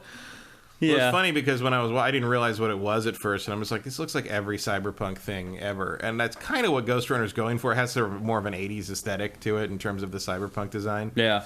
I don't know. It's cool, but like I played the first one, and it got too hard to be fun pretty fast. Yeah. If I had nothing else to play and was like, had the time to like focus on just being good at that, it would be like it's a good like streamer game, I think, because you can play it over and over again and make progress and do speed runs and stuff. But it's not really for me. Yeah, I didn't play it either. So these are two franchises that I have yet to dip my toe into. And then the final big game. Music's great. Yeah. Music in the first one was really good. Yeah. And then the final big game, I totally screwed up, and I don't have B-roll for it, and that's on me. But this is a lot for one person to get ready for a freaking show. Usually 4 or 5 people are doing something like this, but it was just me. Phantom Blade Zero, which is this really, really cool, like, samurai Not samurai, Chinese. It is Chinese, but they look like samurai. They are not samurai. They may not be. They look like samurai. I don't think they do. They wear the same hats, the helmets. I wish I had the trailer here, but yeah, because there's a lot of cool stuff in the trailer. The problem with the trailers is all CG; it's not real. Anything. Oh, that's not real? I think that's all Target stuff. Yeah, I don't think that's any. It looks real gamey to me. Like this one scene where they're fighting on the stagecoach. Do you think that's faked? Yes, I don't think it looks so. It didn't look bad, but it looks real great. time. No, it doesn't look like real time to me. Really? No.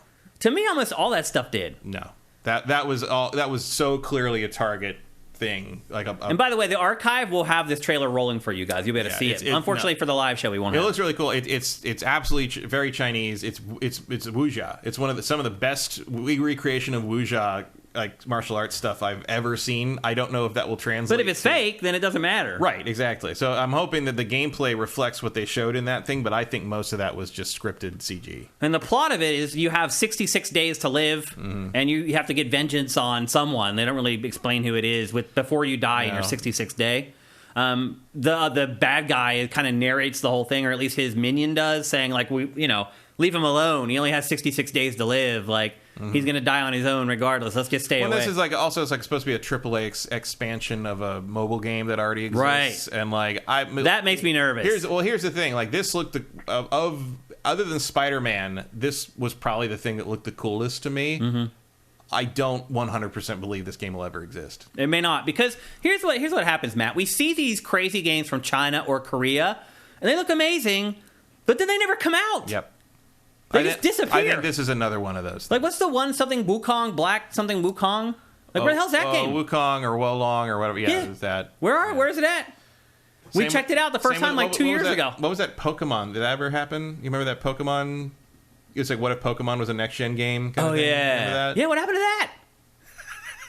You're right though. Like a lot of these games from Korea or China, like they never come out. They're like these. I think you're right. I think they're all just faked, and then they go back and they're like, okay, let's try to make the game now that people seem to like it, and it doesn't happen. I don't know. It's really weird.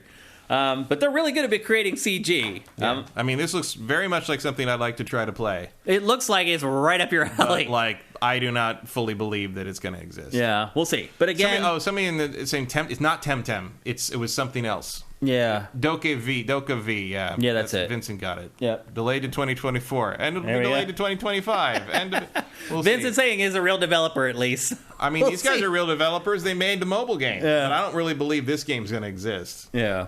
So anyway, that game's called Phantom Blade Zero. My guess is you won't see that. If you do see it at all, it won't be for like 3 years. Yeah, it feels like that's in there because they made a really cool CG trailer, and Sony's like, oh, that's good. Some of that stuff did look real to me, though. And maybe they're just so good at faking it now that theyey're like, we know what to do to make it look like... most of it looked like something you could do on the PS5, but like I don't think any of that was any kind of gameplay. It was all scripted. All faked. Interesting. Okay.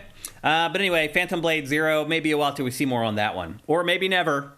Like, I can definitely envision how gameplay would work in a lot of those things, but I don't think any of that was real. Okay. At all. Okay, now we're going to shift gears and start talking about some of the smaller indie stuff that was in this. And I think this is one area of this showcase that people are selling it short. Every presentation, press conference, showcase, whatever, has indie games in it. The indie games in this one were some big freaking hitters, like sequels from games that were great. Like, for example, one of them is the spiritual successor to my adventure game of the year from 1 year. So I know it's very easy to be like, oh, another indie game. But these games Most of the indie games in this were things I'm interested in, which is unusual.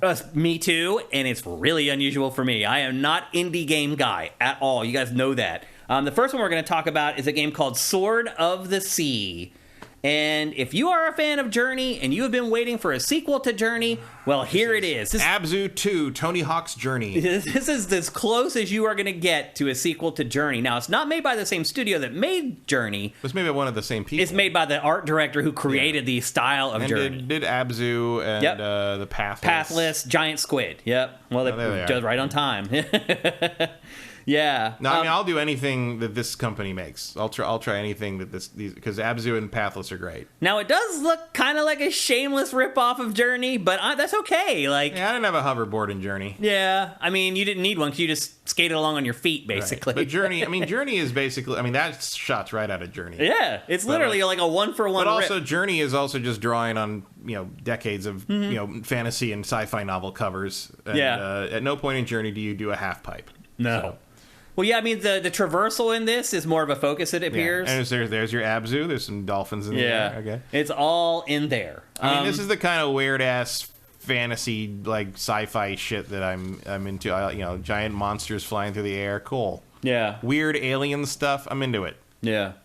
Next up, we're not going to spend a ton of time on these because they are indies, and we know that your interest isn't quite what it is in the big stuff. Next up, the Talos Principle 2.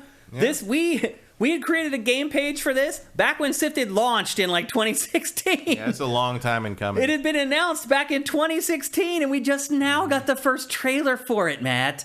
That is crazy. You can't rush these things. 7 years for the trailer for the Talos Principle 2. Did you like the first one? I did. I mean, it's a brilliant game. I like the first one a lot. Yeah, the first one's like, it's one of those games that you play and you're like, you know what? Whoever made this is smarter than I am. In a just world, the Talos Principle would have the reputation the Witness does. Agreed. Yep. Yeah. Or Portal or something like that. Like, it should be mentioned along with those same games. This looks very much in line with the first one. Those cats are as good as anything in Stray. That's true. Those are very good cats. Yeah. I love the juxtaposition in this of nature with this society where human beings have basically been eliminated and they're trying to make robots sentient. Mm-hmm. I mean, that's the whole rub of the Talos Principle. So if you played the first game, then you know what you're in store for with this one. Some seriously awesome adventure puzzling.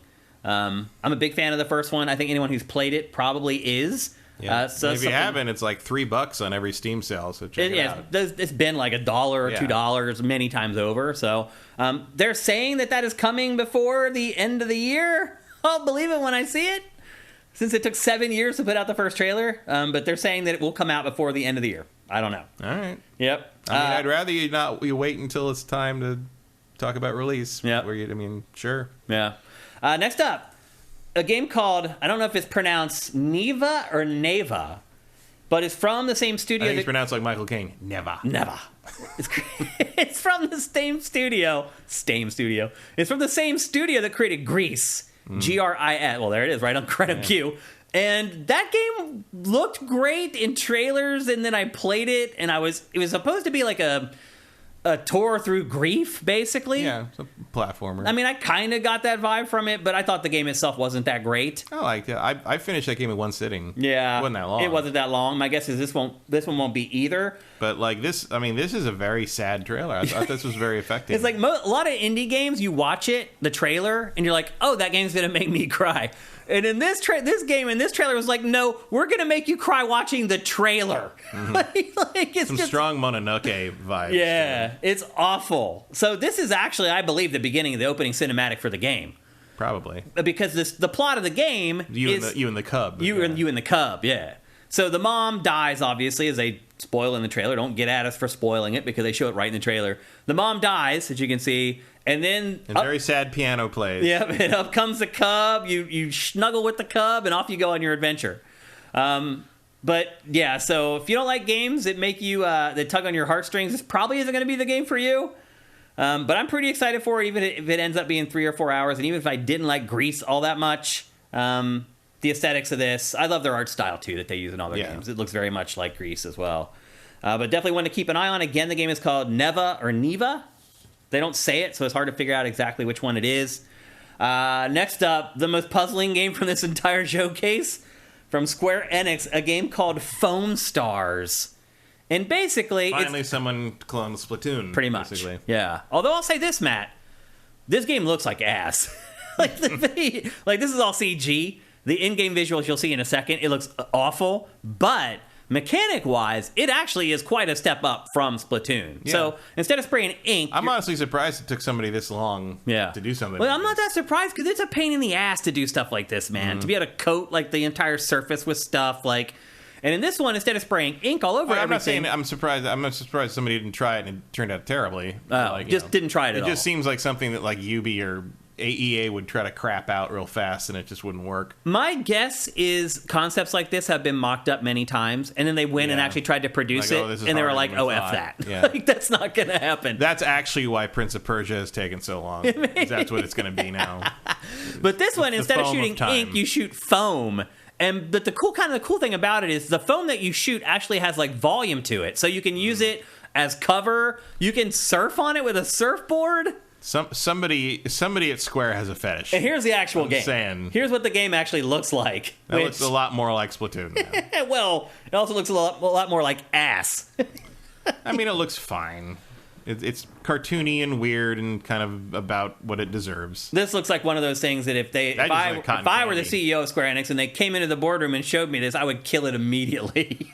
Like, I don't know. There is no competition for Splatoon. Yeah. Like that. I mean, it looks fine. It doesn't look bad. It just looks fine. And like, if it caught on right, there's nothing else like Splatoon on any other platform. No, like, so if I would be like, all right, this is how you made it look. Okay, but it is still an opportunity to corner a market that is not served on anywhere but the Switch. Yeah. The question is kind of like, is there a market for anywhere but the Switch? Right. I don't know that there is. Somebody had to be the first penguin on that one. We also have to remember that Splatoon came out initially for a platform where there was like no great games. Yeah. And so people would often play things that maybe normally they may pass on.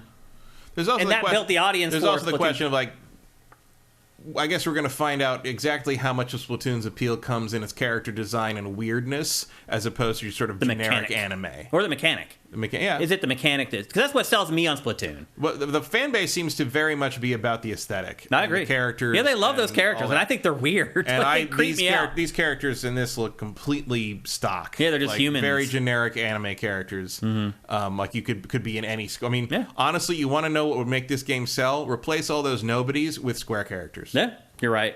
Like if that was Cloud versus Chrono... shooting foam at each other. Through the roof. Cloud and Leon and Squall fucking shooting foam at each other. Oh my god. Yeah. It would be the biggest hit on Tumblr in the history of everything. Yep. Yeah, there you go. It's like how I keep saying about if BioWare needs to stay afloat, just make like a mobile dating game with all the characters from all their games. No actual RPG, just all dating game with all the main characters from all the BioWare games, and just charge to be able to date like higher, more demanded, like Iron Bull, Garrus, Tali. Like you gotta pay for them, like game as a service, like microtransactions. That'll keep you alive for 4 years. Yeah, guarantee you. Yep. There's an underserved demo there. Next up, I'm not a big fan of survival games. In fact, typically I hate them. But this one looks kind of cool. It's a game called Towers of, and I know I'm going to mispronounce this, Azgazba. I think is how you pronounce it. They probably should change the name because it's really hard to spell and hard to read. It's a survival game where you must rebuild your village and restore nature to the locations around your village. And the thing that's different about this is you have to balance building your society with ecology. So you have to make sure that whatever you're building with your village is not infringing on the local wildlife or the local ecology, which is something that I have not seen in a game like this before. Yeah, that's a new idea outside of certain city builders, but that's obviously not the same thing. Yeah, I mean, there's city builders who are like, don't dump your sewage into the river. Right. Don't build a giant sewage pool next to the city that then overflows. Right. And you have to, when you try to delete it, it drops all the sewage on the city. That's bad planning. Yeah, I think it's a little more nuanced than this. And wow, look at the visuals. And it's really crazy, Matt, the performance that even small studios are getting out of the hardware at this point. Like, this game looks amazing. It makes me sad that I'm probably going to hate playing this. Yeah, because I don't like it either, I don't like man. survival and building. And world building stuff, I don't like it either. But everything else about this, I love. It's a really little bit, cool, it's got a little bit of Souls stuff for me. Little Souls, little Zelda. Yeah. Man, you imagine if Zelda looked like this? I know. And this is an indie game, Matt. Yep. This is an indie game. And we're begging, like, please, can Zelda look that good? It's bizarre. But anyway, again, because you will never remember the name of that game, it is called Towers of I can't even pronounce it. What is it? Towers of Azbazba. Sure. They really need to change the name of that. But anyway, that's also multi-platform. In fact, almost all this stuff is multi-platform, by the way. I should bring that up. Next up, a game called Revenant Hill. This is what I was talking about earlier. This is kind of the spiritual successor to my adventure game of the year. Is created by Finji, or it's published by Finji. It's developed by a studio called the Glory Society. Oh, these are the people that made Night in the Woods. Right, yeah. And it's their new game. And it's a crazy game. You play as a cat who's trying to survive in the 1920s. That's the game. So say we all. But, you know, there's witch trials. They're like, you know, it's... In the 1920s? Well, were there not? No, not in the 1920s. I mean, in the 20s, like, religious fundamentalism was still pretty scary, man. There were no witch trials in the 1920s. No. I mean, those were, what, the 1700s? Something like that? Yeah. But anyway, you play as a cat, just like Night in the Woods. The cat was a big part of that game as well. And you're just trying to survive. You're a stray. I mean, it's living skeletons in this, so clearly it's not our world. Right, so. Yeah. But an interesting premise, nevertheless. And Night in the Woods, again, was my adventure game of the year that it came out. So this studio has a pretty good pedigree, and I'm pretty excited for it. Next up, another Metroidvania, if you're not sick of those yet. It's a game called Ultros. This is a Metroidvania. It has like a cool, like, stained glass look to it. Yeah, I like the look. I don't know if I need to play more Metroidvanias. I'm really burnt out on them, man. Remember the one that nobody made any for like 15 years? I know, we were begging for them, and now it's like the indie du jour. All right, hang on. I've had enough pizza, thank you. Yeah, the art style in this, though... That's gorgeous. It really is cool, man. They call it like a psychedelic art style, but I think it looks more like, almost like marker art or like stained glass, maybe? It looks like the blacklight posters used to have. That's a good way to put it, actually. Yeah. Yep, the hippie posters that people would have in their dorm rooms back in college. But I'm with you, Matt. Like, I'm just kind of over Metroidvanias at this point. There's just so many of them now. It's really going to depend on how I feel that week. Yeah, really. Yeah, or what else comes out that week, or if another Metroidvania had come out in the last 3 or 4 months. Like, I've played a few of them just in the last 3 months, and so right now I'm on OD. Maybe 2 months from now I'll look at this game a little bit differently, but it is unique, and it does look different than any other Metroidvania that I've seen anyway. Yeah. Although, what's the one that's set in Mexico? Oh, Guacamelee. Yeah. Looks a little bit like that. A little bit. That's the closest analog. I think it looks more like the Blacklight Stoner poster. Oh, definitely. But I'm trying to find another game to compare it to. That's about as close as I can get, because that's also a Metroidvania. Yeah, it's just. I mean, Guacamelee has a similar kind of vibrant look, but it's. Yeah, I don't know. I mean, even 9 Years of Shadows kind of has a little bit of that to it. Yeah. Yep. I mean, it's nice to see color once in a while, especially in the. I don't know why all the shooters have to be gray and all the Metroidvanias took all the color. Well, that was the thing about Phantom Blade Zero. That whole game was gray, black, and white. Yeah, that's the other thing I would say about that is like, hey, put a little color in there, blue or something, and greens, anything. It really was oppressive for sure. And now we're going to talk about the PlayStation VR 2 stuff. Now, as we said when we started discussing this showcase, if PlayStation VR 2... We're not going to talk about Cat Quest, Pirates of the Caribbean. Although that is a great title. No, we're not talking about it. Your loss. Yeah. Now we're going to talk about PlayStation VR 2. 600,000 units, outselling PlayStation VR 1. You think there's going to be a big focus? Nope. There were 4 games total that they showed. First, they showed Arizona Sunshine 2. Arizona Sunshine is probably the best-selling VR shooter of all time. And it's this weird turrety like shooter for VR where you shoot zombies as they slowly walk towards you. It's either that or that Eve spinoff. Yeah. I can't remember the name of that. Like, I don't remember it either. In something in. I don't remember. You know what I'm talking about. I know what you're talking about, but I don't remember the name of it. That was like one of the earliest ones, and everybody bought that. Yeah. Everybody. But Arizona Sunshine sold in the millions. I mean, it's available for every platform. Like that game, they were like that was some of the earliest games. Like I never got it because it was like full price at the time, but it was one of those first like real games you could get for like an early Vive, where it wasn't just like a mini game collection or whatever. Yeah, it was something built from the ground up for it. That was one of the games they showed. They also showed finally the PlayStation VR 2 version of Beat Saber, and that's alive. That launched yesterday, and it launched alongside a new music pack from Queen. So if you own Beat Saber for some other platform, there's a new Queen pack out there for everybody. But also it's available now for PSVR 2.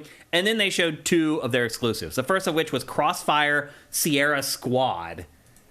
Looks pretty good.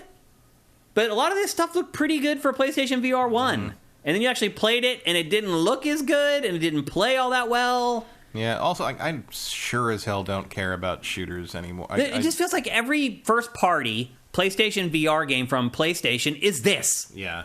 It's some militaristic shooter that's just faceless, nameless, like... They did try to make a Medal of Honor VR game. That did not do well. You could at least put me in... I mean, they got Vince to do that. Like, they pulled out the big guns on that one, but it didn't work. And it flopped and failed, yep. I just don't understand why, like...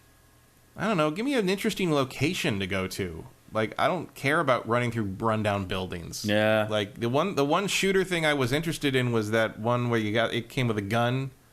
Back in the old PSVR. Something point. You know what I'm talking about? Yep. It was hard point or something. Yeah, that was something like that. Yeah, but like that was like or that a weird sort of alien planet or something. Is that the one that had the gun peripheral? Yeah. I have that somewhere, but like it was like Shatterpoint. I don't know. Yeah, exactly. But like they have it should tell you something. But like it was a different world. It was another place. It was another place. That was like one of the interesting things about it was like it was an alien world. Like this is just Crossfire. Yep. Stop trying to make Crossfire happen in the West. It's not going to happen. Cares. It's not going to happen. Next up, a game called Synapse. Another shooter with a weird shaky gun in one hand. I thought this was Hitman. It looks like it. Yeah. I will say that the most interesting thing about this is that David Hayter is the bad guy. Yeah. So because he sounds just like an angry version of Snake. Yep. Crossfire. I don't think they announced a release date for it. This is coming July 4th. So not long to wait for this one, but it's another first-person shooter, and it seems like that's what, Sony seems to focus on with its first-party games for PlayStation VR. Where was Half-Life Alyx? Like, why haven't they signed that deal yet, Matt? I don't think... I don't think that's coming now. It doesn't... I don't either. After this, I don't think it's coming. Why not? It's like if Valve is like, oh, it's going to cost a lot of money, then give them the money. If your VR HMD took off as you're saying it is, invest in it. Put the money into it. Like, at least this has a little bit of like a sci-fi angle. It's got like telekinesis in it. It's more interesting, at least in Crossfire. This at least has like a psyops, a style to it, like something else to it other than just shooting guns at people. Well, it's a little. It reminds me a little bit of Super Hot. Yeah. But of any of these games that you've seen, are you gonna play them on your PlayStation VR 2, Matt? I mean, this one looks interesting. you know, it's more like you're showing me this, and I'm like, would I actually set the PSVR up for this? Probably not. Even with VR2 is so easy. I mean, setting it up is like just plugging in a cable, really. Setting it up for me is moving the couch. Oh, right. Yeah, that's true. Do I need to move furniture to play this? No. Yeah. Like Half-Life Alyx might get me. I would do it for that. Sure. Yeah, but there's something really cool. Like, to me, that's what there's no killer app. There's still no killer app. Horizon's a cool game. It's not a killer app. Half-Life Alyx could be a killer app. Yeah. It really could be. So do it. What are you doing? Like, you could have announced it here with the trailer, just using footage of the PC version of it, and then get to work on it. My guess is that maybe Valve doesn't want to do it. They'll keep it to themselves. Maybe. But it hasn't really worked for Valve either. No, but it's not going to work for them if you can play it somewhere else either. Yeah. I don't know. It'd be one thing if Valve had kind of already achieved their goal with it, but it doesn't sound like they did. Yeah. And that's it. Those are all the games that were shown. That was a lot. Like, it took us almost 2 hours to go through all that stuff. They also showed Resident Evil 4. Yeah, the VR mode of Resident Evil 4. That could be something. I don't know if I'd move the couch for that, but it'd be interesting. And you could play, by the way, the whole RE4 remake in first person. You play the whole thing in first person, and it's the whole game. It's not just like a little section of the game or whatever. It's the whole thing when it's done anyway, it will be. So, yeah, I didn't include that for obvious reasons because we've already talked about Resident Evil 4 to death. But yeah, generally though, like what I saw here isn't expiring for VR2. No. I mean, obviously none of this would have been decided based on the sales of the launch or anything. Yeah. But like you still wonder if we'll ever see it again. I don't know. So anyway, that was a lot of games, people. And again, I cut a ton out. Stuff that was like obvious, like that first-person magic casting game from EA was in there. That game's looking awesome. Every time I see it, I get more excited by it. Oh, I don't like what I see in that game. Really? I thought you would. I like what I see aesthetically. I think the art design is really cool. It just looks such a generic shooter with like... It looks insane. It looks boring. I feel like in the trailers, their testers are playing it, and it looks crazy. I feel like when I actually would go to play it, it would look like a different game. That's possible. Kind of like the recent Doom games. Yeah, my thing is that game should not be first person. Like the fact that it's all this How stuff. else would you do it though? It's that frenetic because it's just like bam, bam, fly, shoot, bam, bam. Like I'd figure it out because the fact that you can't see your character in that game is a problem. So you think it'll be the same thing for Avowed? No, because Avowed is not going to be doing that kind of crazy acrobatic like all that shit. It's going to be a Skyrim game. I do wonder if that game might eat Avowed's lunch a little bit. They are different genres, but no. For one thing, Avowed's going to be years after right. this game, Everyone forget about this game by the time Avowed comes out. This is not an RPG. It's not It's not anything like that. It's just a big flashy... It's a shooter. It's a big flashy... Frankly, it looks like Bulletstorm more than anything else to me. Well, it's made by former COD developers, so to me, it's like Magic COD. Right. I see that. It's just... But that's also why I'm not particularly interested, because it's not doing anything with the magic that's any different than what you do with guns right now. Mm-hmm. Like, I can see, like, okay, that's like a grenade, and this is like... calling in an airstrike. And well, there's like binding and stuff. That's like a flashbang. You just incapacitate somebody, except it's like a glowing yellow thing now. I can see the strings too much on that game, and it looks too much like a standard shooter that's just got like been hosed down in magic juice. I don't see anything interesting in terms of game mechanic ideas that isn't already done in other shooters. That's my issue with it. I just can't think of another magic casting game like that. Well, I can think of other shooters like that because the trappings of it being a magic game doesn't matter to me if all I'm doing is playing another first-person shooter. And that's what that looks like to me. I had a similar problem with Hexen back in the day. It's like, this is just Doom, but, like, worse. Yeah. Like, so, I don't know. Like, maybe I'll feel different when I get my actual hands on it. But, like, what I've seen in those trailers looks gorgeous, beautiful, like, visually amazing.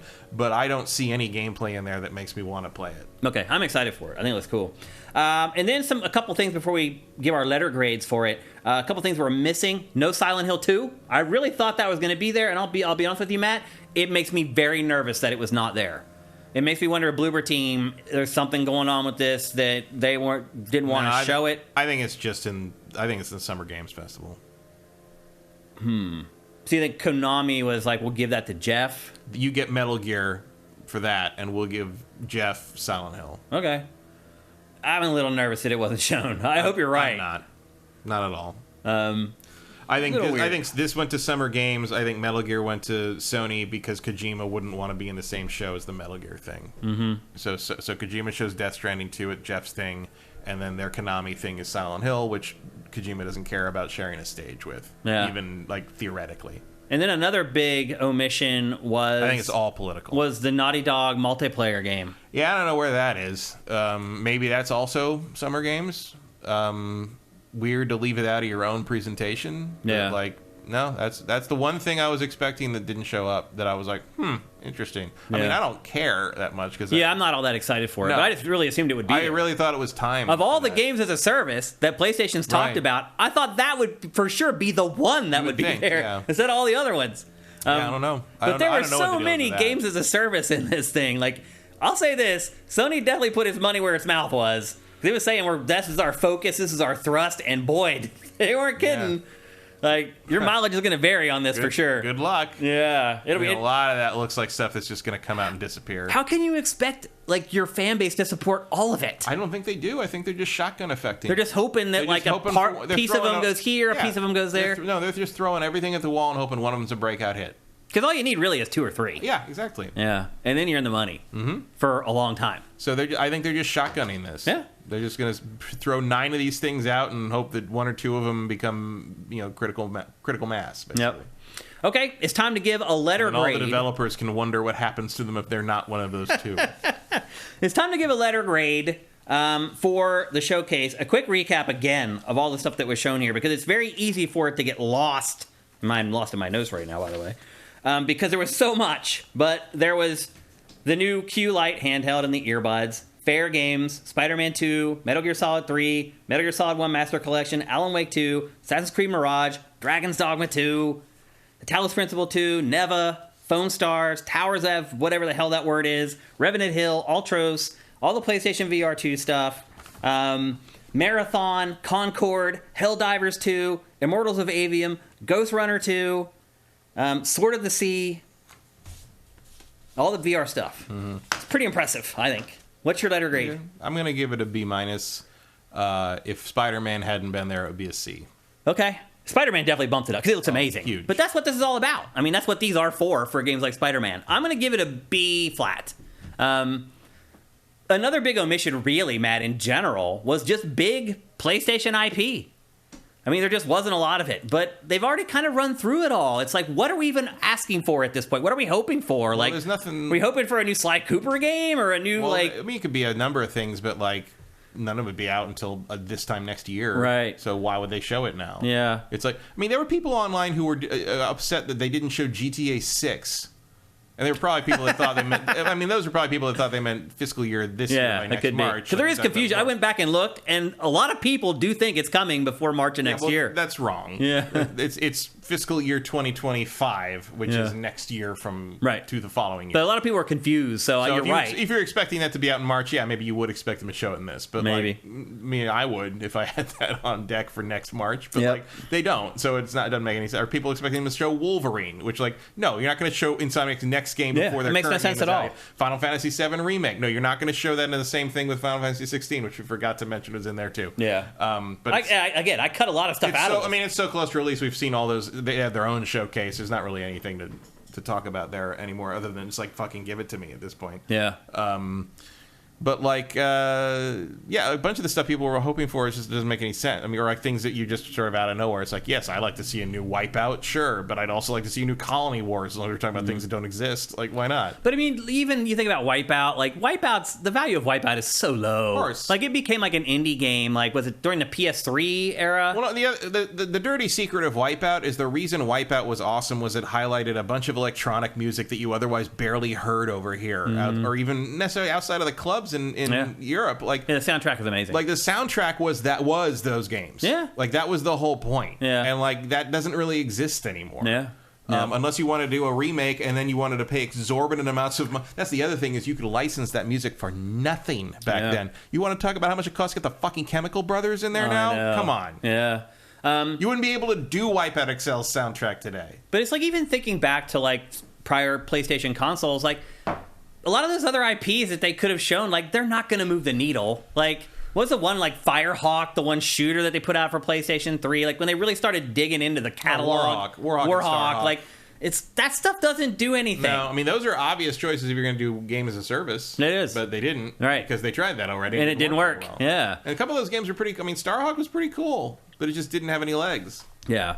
there's just not a lot of IP hanging out there from PlayStation that I'm like really. No, you have to talk about new stuff, and obviously Naughty Dog's not ready to show that fantasy game they're working on. Ghost of Tsushima 2 clearly isn't ready. I mean, why would? I mean, that's way out. That's next year sometime probably. Yep. What else are we talking about? Factions? I mean, what I'm saying, getting at is like I think that's as good of a show that PlayStation could have put on right now. Right now, yeah. Yeah. I mean, it was, because with Spider-Man coming out this fall, people were saying Ridge Racer, SOCOM. Well, Ridge Racer is Bandai Namco. It's not owned by PlayStation. I can understand why you might think it's a PlayStation game, but it's not. It's been on PlayStation a lot. SOCOM, no one cares. No one I mean, I hate to say it if you're a fan. I played SOCOM 1 for 100 some hours, but like it doesn't move the needle. No, like it's just that name is as good as any other shooter at this point. It'd be nice to see something Blue Point's doing, but maybe. But it's not. like, Matt, I'm looking in chat right now, and like they can't come up with anything either. Right. I mean, that tells you all you need to know right there. I was a little surprised there wasn't anything with Gran Turismo to go with the movie. The movie. I mean, like a game thing to like tie into that. I was a little surprised there was no Twisted Metal, since that's coming up. Not that I want Twisted Metal. I'm just saying. Look at all the haters in here giving very little synergy. A D. Somebody give. You people are insane. A D for that press conference. Really? Oh my gosh. Okay. I mean, I was interested in more things in this than I was. You just sat and watched a 2-hour podcast based on the content that was in that showcase. And you're saying it's a D? If it was a D, you would have watched for 10 minutes and turned the show off. Now, people talking about Bloodborne. Bloodborne is never coming back. What are you guys talking? Are you guys all Xbox fans? What the hell are you talking about? Bloodborne is never happening. Holy crap. Just get your mind around the fact that Bloodborne is not getting the sequel. They are never remaking it. Bloodborne's time is past. It's over. You people are a trip. Okay, well... Good one. All right, well, I'm starting to feel a little off. If you haven't been able to tell, I've been shifting around in my seat and not feeling great. But there's one topic that we had in the show on Tuesday, and we have here today, and we cannot wait until Tuesday to discuss it, because by then it'll just be too old news, and that is Mortal Kombat 1. Which is in Jeff Keighley's show. We do know that. We know already that it's going to be there? Because I was thinking maybe it might be in the PlayStation Showcase, like the first gameplay of it. That wasn't impossible, but apparently it is a Summer Games Fest game. Okay, so we did get one ringer then. That's good. Because what we've seen so far of this game in this trailer is a bunch of nothing, really. As you can see from the lower third there, they're rebooting the game. But it has already been rebooted. Yeah, this is another reboot after they rebooted it in, was it 9? Yes. Yeah. Why? Well, if you played the last one, they were kind of done. Like, the story's over. Like, you can only take the Mortal Kombat story so far, and I guess you just start over and do it again.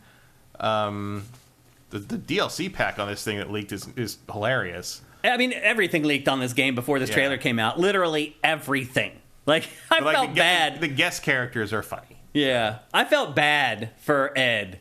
Just because I know him, and he's just a great dude, and he really enjoys pleasing the fans. Like, just not bullshit.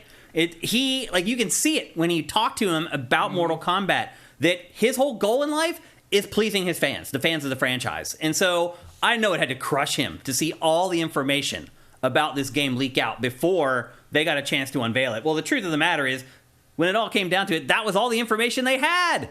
They weren't willing to divulge anything else but what had been leaked already. So here's what we have right now on Mortal Kombat 1. It is, again, a reboot of the franchise for a second time. It has a brand new fighting system? Like, what the hell's up with that? What does that mean? I don't know. They call a lot of things brand new fighting systems that turn out to be pretty much the same. It's like, no, we just have 5 new fatalities. And that's what they also say. Usually it's the weird little thing, like sometimes it's the counter system, something like it's like the focus cancel in Street Fighter 4, the parry system, that's what they mean by new fighting system. I don't think this is going to play drastically different from a normal Mortal Kombat game. Yeah, I don't think it will either, actually. I think that's a bunch of hogwash. Also, I have a theory on this one because of how Liu Kang is presented here. He's the head of the whole thing now. Yeah, well, he's always been the star, but he definitely seems like he is not just Liu Kang. He's some kind of god now. Mm-hmm. I think this is a sequel. A sequel from what? The previous game, because shit happened. Liu Kang died in the previous thing, but a lot of weird shit happened, and I think this might be actually some kind of alternate timeline or sequel where he is the god of whatever. I mean, that is true. They already said that. But that's not a reboot, really. That's more like, I mean, that's kind of, you could be continuing off of the previous games on that, and they have messed with all. I mean, the reboot of the previous game, on 9, was literally a time travel story. Like, they didn't just start over. They realized that they'd lost the fight at the end of Mortal Kombat 8, and Raiden went back in time and changed reality. And so I wouldn't be surprised if something else I don't think they're just playing starting over here. I think there's something going on. Well, here's the information that they've given us. Basically, it's starting all over. So they have to re-explain the origin stories for every character. Well, because I think everybody's origin story is different now. It is, yeah. And so they're going to have to... The big part of the plot is going through and seeing each origin story. But what I'm saying is I think it's an in-universe reboot. Like, I think the events of the previous games happened, but they're rebooting it. I don't think so. Yes. Because that's what they did last time, too. It doesn't sound like it, based upon what they're not going to give that away, but I'm saying that's what's happening. Ed Boon literally said, the beginning of a brand new universe, not a continuation of the existing characters' roles. Right. All characters... Because it's a new universe, but they've created a new universe. In-universe. My head's about to explode. It's post-Avengers Endgame, man. You got to embrace the multiverse. That's what happened. I guarantee you that's what's happening here. All characters will be reintroduced with new roles and relationships. So any allies or enemies from before, that's all wiped out. Liu Kang leads the crux of the plot. They've even gone so far as to change the color scheme. It said everything is being redone. Mm-hmm. Story mode returns with a brand new cinematic narrative featuring unexpected twists on classic rivalries and original backstories for the wide-ranging cast of legendary fighters. The Collective is coming back, which is like that fan thing where like fans can submit like art and character models and stuff, and they'll consider them for inclusion like officially into the game. There's going to be 3 versions of the game, with the most expensive one coming in at $250, and that comes with the big Liu Kang statue. The game is already determined to be 100 gigabytes on PC. Yeah, I think they've got some very high-level 4K video in this thing. I mean, damn. And then we start talking about the characters. And again, like the whole roster has already been ruined. Homelander from The Boys is going to be in the game. Peacemaker from DC Comics is going to be in there. Quan Chi, Omni-Man, Ermac, Takeda. Then there's cameo characters, and they're kind of like assist characters. Having Omni-Man and Homelander are in there interesting because they're both like evil Supermans. Right. That's interesting to put both of them. Yeah, I don't know how that's going to work. I mean, obviously they're different characters and they have different abilities, but like it's interesting that you would not split those two characters up across DLC pack. Because clearly there's going to be more. I couldn't believe that I missed The Boys, by the way. I watched it, like, I missed, like, the first 2 seasons and ended up watching, like, all of it in a row. I don't know how that slipped off my radar. Like, nobody ever recommended it to me. No? And I just stumbled across it. One night I went to Amazon Prime, and I'm like, what is this Boys thing? And I started watching, I was like, oh, this is awesome. And I got sucked in, and then I realized it was huge, and no one had ever told me to watch it. Really bizarre. Yeah. So the game also has what they're calling cameo characters, with a K, of course. And they're kind of like the assist characters in Smash Brothers. Like, you call them in, and they come in, and they help you. And so far, the ones that have leaked of that are Tremor, Johnny Cage, which I thought Johnny Cage was just going to be a normal playable character in this. He is. Oh, he is. But he's apparently also in here as cameo. I don't know what. Weird. I don't know how the cameo thing works. It sounds like they're assists or something. Yeah. Chameleon, Movado, and Farah.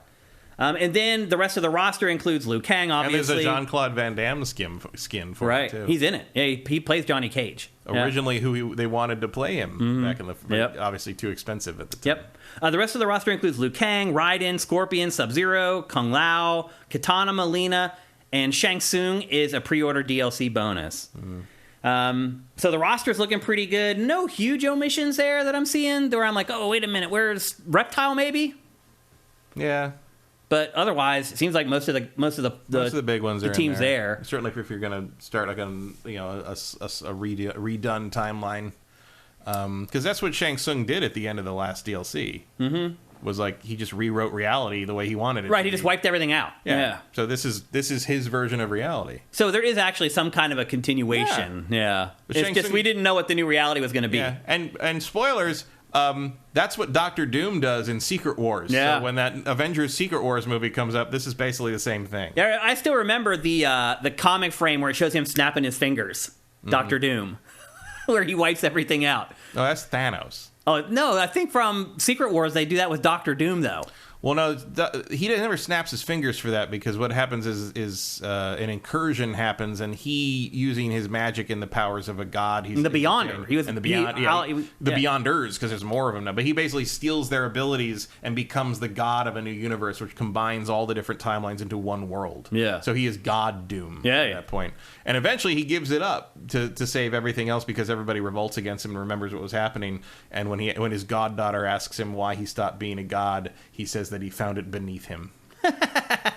Dr. Doom is such a good fucking He's character. great, man. I don't understand why they do more with him. Like, why do they ignore him? They use him all the time in the comics. Yeah, but I mean in the films. Like, because they didn't have the license until like 2 years ago. To Doom. Fox had Fantastic Four and X-Men until they bought them. And Doom is rolled into that. Doom is part of Fantastic Four. Ah, got ya. I see. I don't care about the Fantastic Four movie. Me either. The exciting thing about the Fantastic Four movie is that means we get Dr. Doom in the MCU. Yeah. That's what you need. Yeah.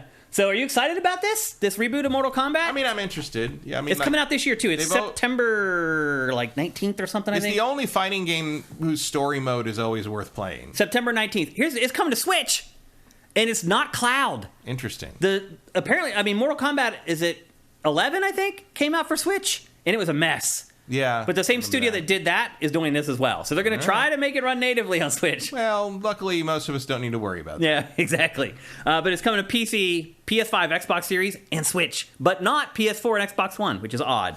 And it is September 19th, by the way. I'm pretty excited for it. Like, to me, of everything we just went over, changing the fighting style is the thing that's sticking out for me. I mean, I don't think that's going to be anything. I think they're going to have some new mechanic that changes it up. Like one thing, yeah. It'll be like the run button. Yeah, I still think the basic, like, flow of each match is going to be the same. Yeah, there'll still be a block button. There'll still be a high punch, low punch, whatever. You'll still be doing uppercuts. It'll be Mortal Kombat. Yeah, they're not dumb. Yeah, how do you guys feel about it? What do you guys think about it? We haven't went to you guys today because it's been like machine gun fire going through these games. But what are you guys thinking about the new MK? Shiniki says 10 frames per second fights on Switch. Yeah.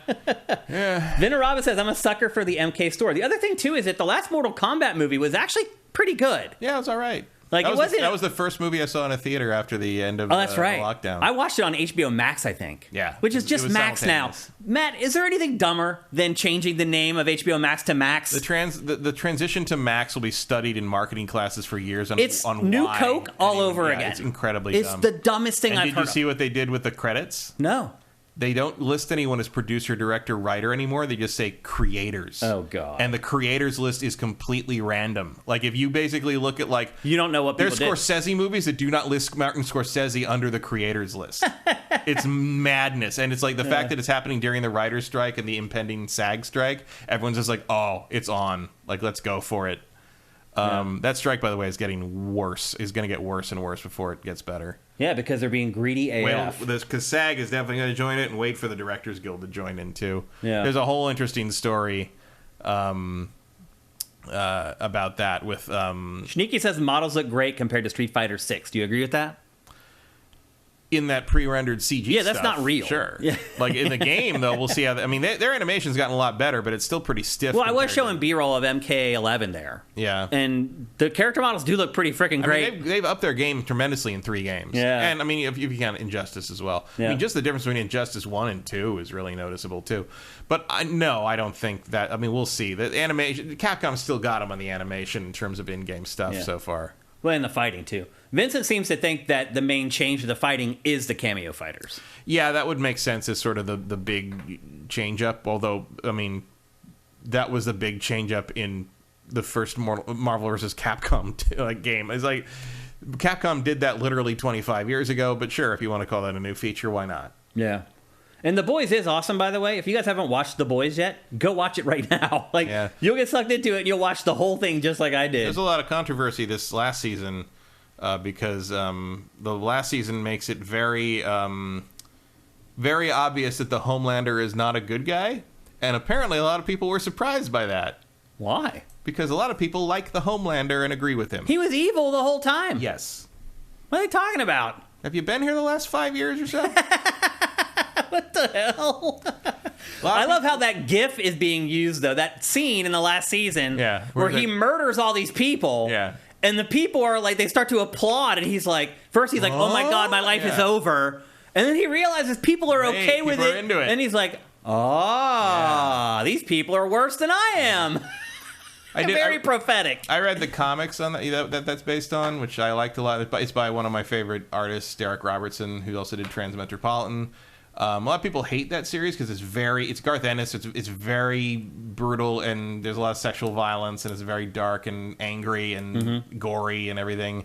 I do think the Homelander is a much better and more interesting character in the show. Like they have a lot of. The one thing I do like better in the comics is the boys in the comics are superpowered. And I know eventually they do get to be superpowered in the show, but early on, they are superpowered. They get superpowered specifically to murder all the other superheroes because they've done so many horrible things. And that was I enjoyed that more.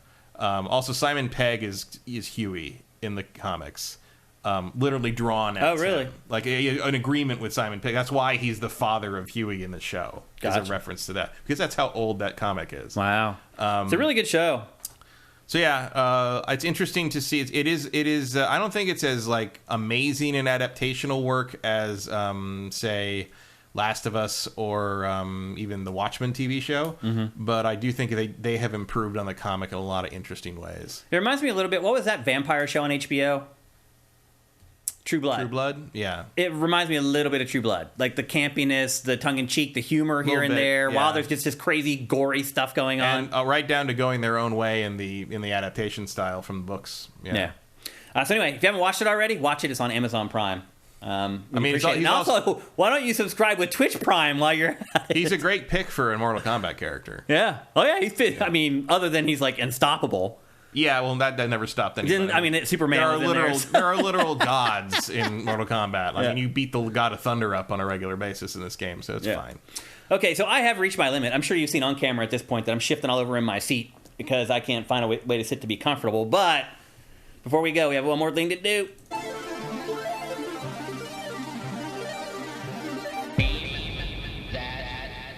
All right, it's time for Name That Game, where I show you guys 5 screenshots from a video game, and you try to guess the name of the game before Matt Kyle. 3 things to keep in mind before we get going. If you've already won this year, do not play. Sit back, kick your feet up, enjoy yourself, watch other people try to guess. Number 2, if you don't have a PC and you don't play PC games, you don't have a friend you would give the code to, do not play, because all the codes, you get a game if you win. All the codes are for PC. So if that's the case, then just stay out of it. If you don't have a PC and you can't play it, and again, it is your code, so you can, if you want, give it to someone. It's totally cool. But if you can't foresee yourself giving it to somebody, then just don't play. And then the other thing, too, is that the chat goes on to slow mode, which means you can only enter one chat message every 60 seconds. So don't just spam the name of games hoping that you just randomly guess it right. You're going to lose. So that's pretty much it. And with that, I think we're ready to get on with Name That Game. And here is the first screenshot.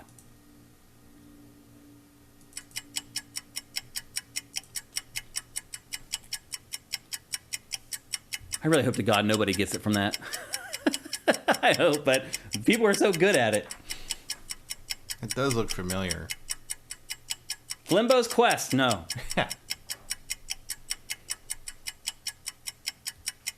Not even a lot of guesses from this one. 50 Cent. Nope. Just Cause 3. No, that's a good guess, though. Infamous? Thrifty Metal Black. No. Spider-Man, no. The Division, no. Can't be Spider-Man. The puddles aren't pretty enough. Alan Wake, no. That's a good guess, though. Watch Dogs, no. Life is Strange, no. That's probably a good guess, too. Infamous Second Son, no. Sunset Overdrive, no. I don't think there's colors that dark in that game. Maybe not. There's no day glow in that screenshot. The Division 2, no. Did Sunset Overdrive. That's a good guess, Kevin Rafa. Division 2. Watch Dogs 3, no. Days Gone, no. Ghost Recon Breakpoint. Nope. Not a bad guess, though. Okay, Days Gone, no. Watch Dogs 3, no. All right, RE2, no. All right, we're going to go to the second screenshot. All right, we made it to the second shot. Hallelujah. And here it is. Onimusha 3, no. Interesting. Nier Automata. No, but I could see why you would guess that.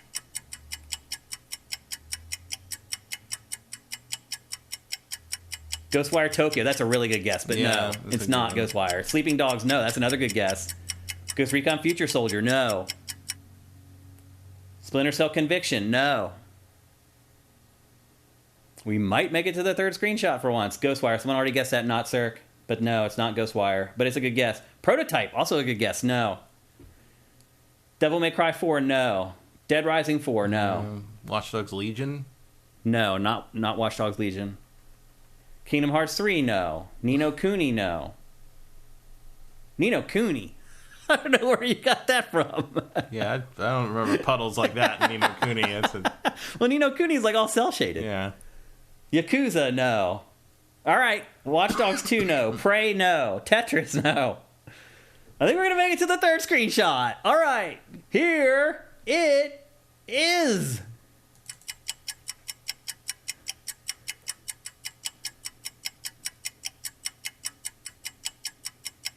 Spider-Man, no. Good guess.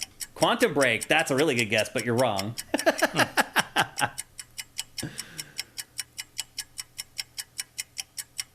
We have a winner. We have a winner. Oh, we actually, one came right afterwards. Big Dave Lazard wins with Devil May Cry 5. Congratulations. Literally beat Not Cirque by like a second and a half. Both of them guessed DMC 5 within a second or two of each other. Awesome job, Big Dave Lazard. Stucky. So someone guessed DMC 4 before. No, it's DMC 4 that someone guessed before. Mm-hmm. Not DMC 5. And that was Stucky, I guess. Mm-hmm. Sorry, Stucky, but you do have to get the right entry. And here's the other two screenshots that I included. That shows his boot. I was like, that'll tip him off after seeing all the other stuff. Because this is the other thing, too, that I take into consideration when doing this, is it's a build. Like, for example, the one screenshot I showed Blood. So Blood should have eliminated a bunch of games for people in their minds that don't have gore in them, which I thought might tip people off to Devil May Cry. It ultimately kind of did. And then there's the boot. And then here's the last one. That shows one of the enemies from the game and his massive sword. So we made it to the third screenshot. You know what? I'm going to give myself a round of applause for that.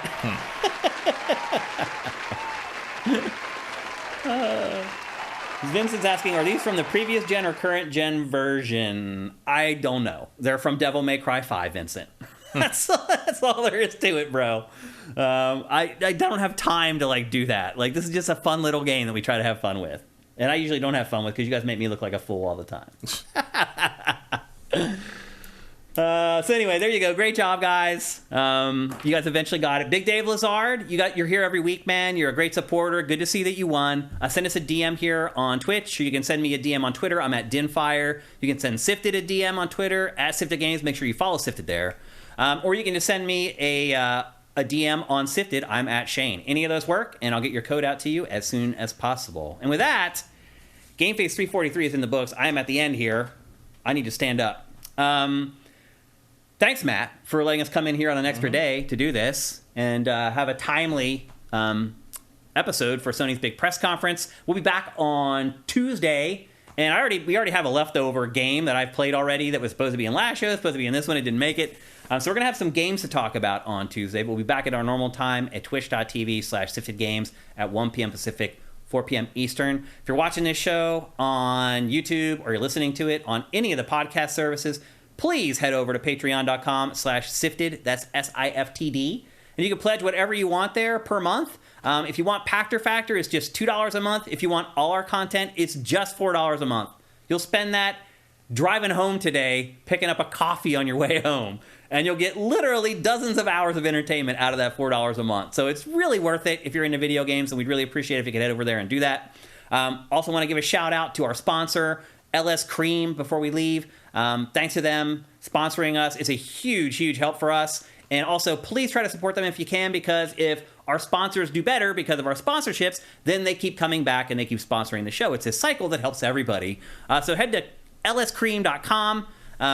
Actually, creamls.com. And there's a store locator there where you can find stores local to you that carry the liqueur, or you can order it online from Bevmo, or you can learn about all these awesome drink recipes. There's tons of stuff there. It's a really cool website. Head over there and do it. So, again, we'll be back on Tuesday for a more typical episode of GameFace. Again, I want to thank all you guys for being patient over the last week and a half or 2 weeks. I think we're going to ultimately, when it's all said and done, though, we are still going to have the same number of episodes of GameFace in May as we do every other month. We're going to have 4 episodes in May. So we had to crunch a little bit at the end here to get them in, but we're ultimately still going to have 4 episodes in May. So you guys still got your money's worth, which is really important to me and something that I care about a great deal. So anyway, we'll see you guys on Tuesday. Have yourselves a great week. Play some awesome video games, and we'll see you then. GameFace is up and out.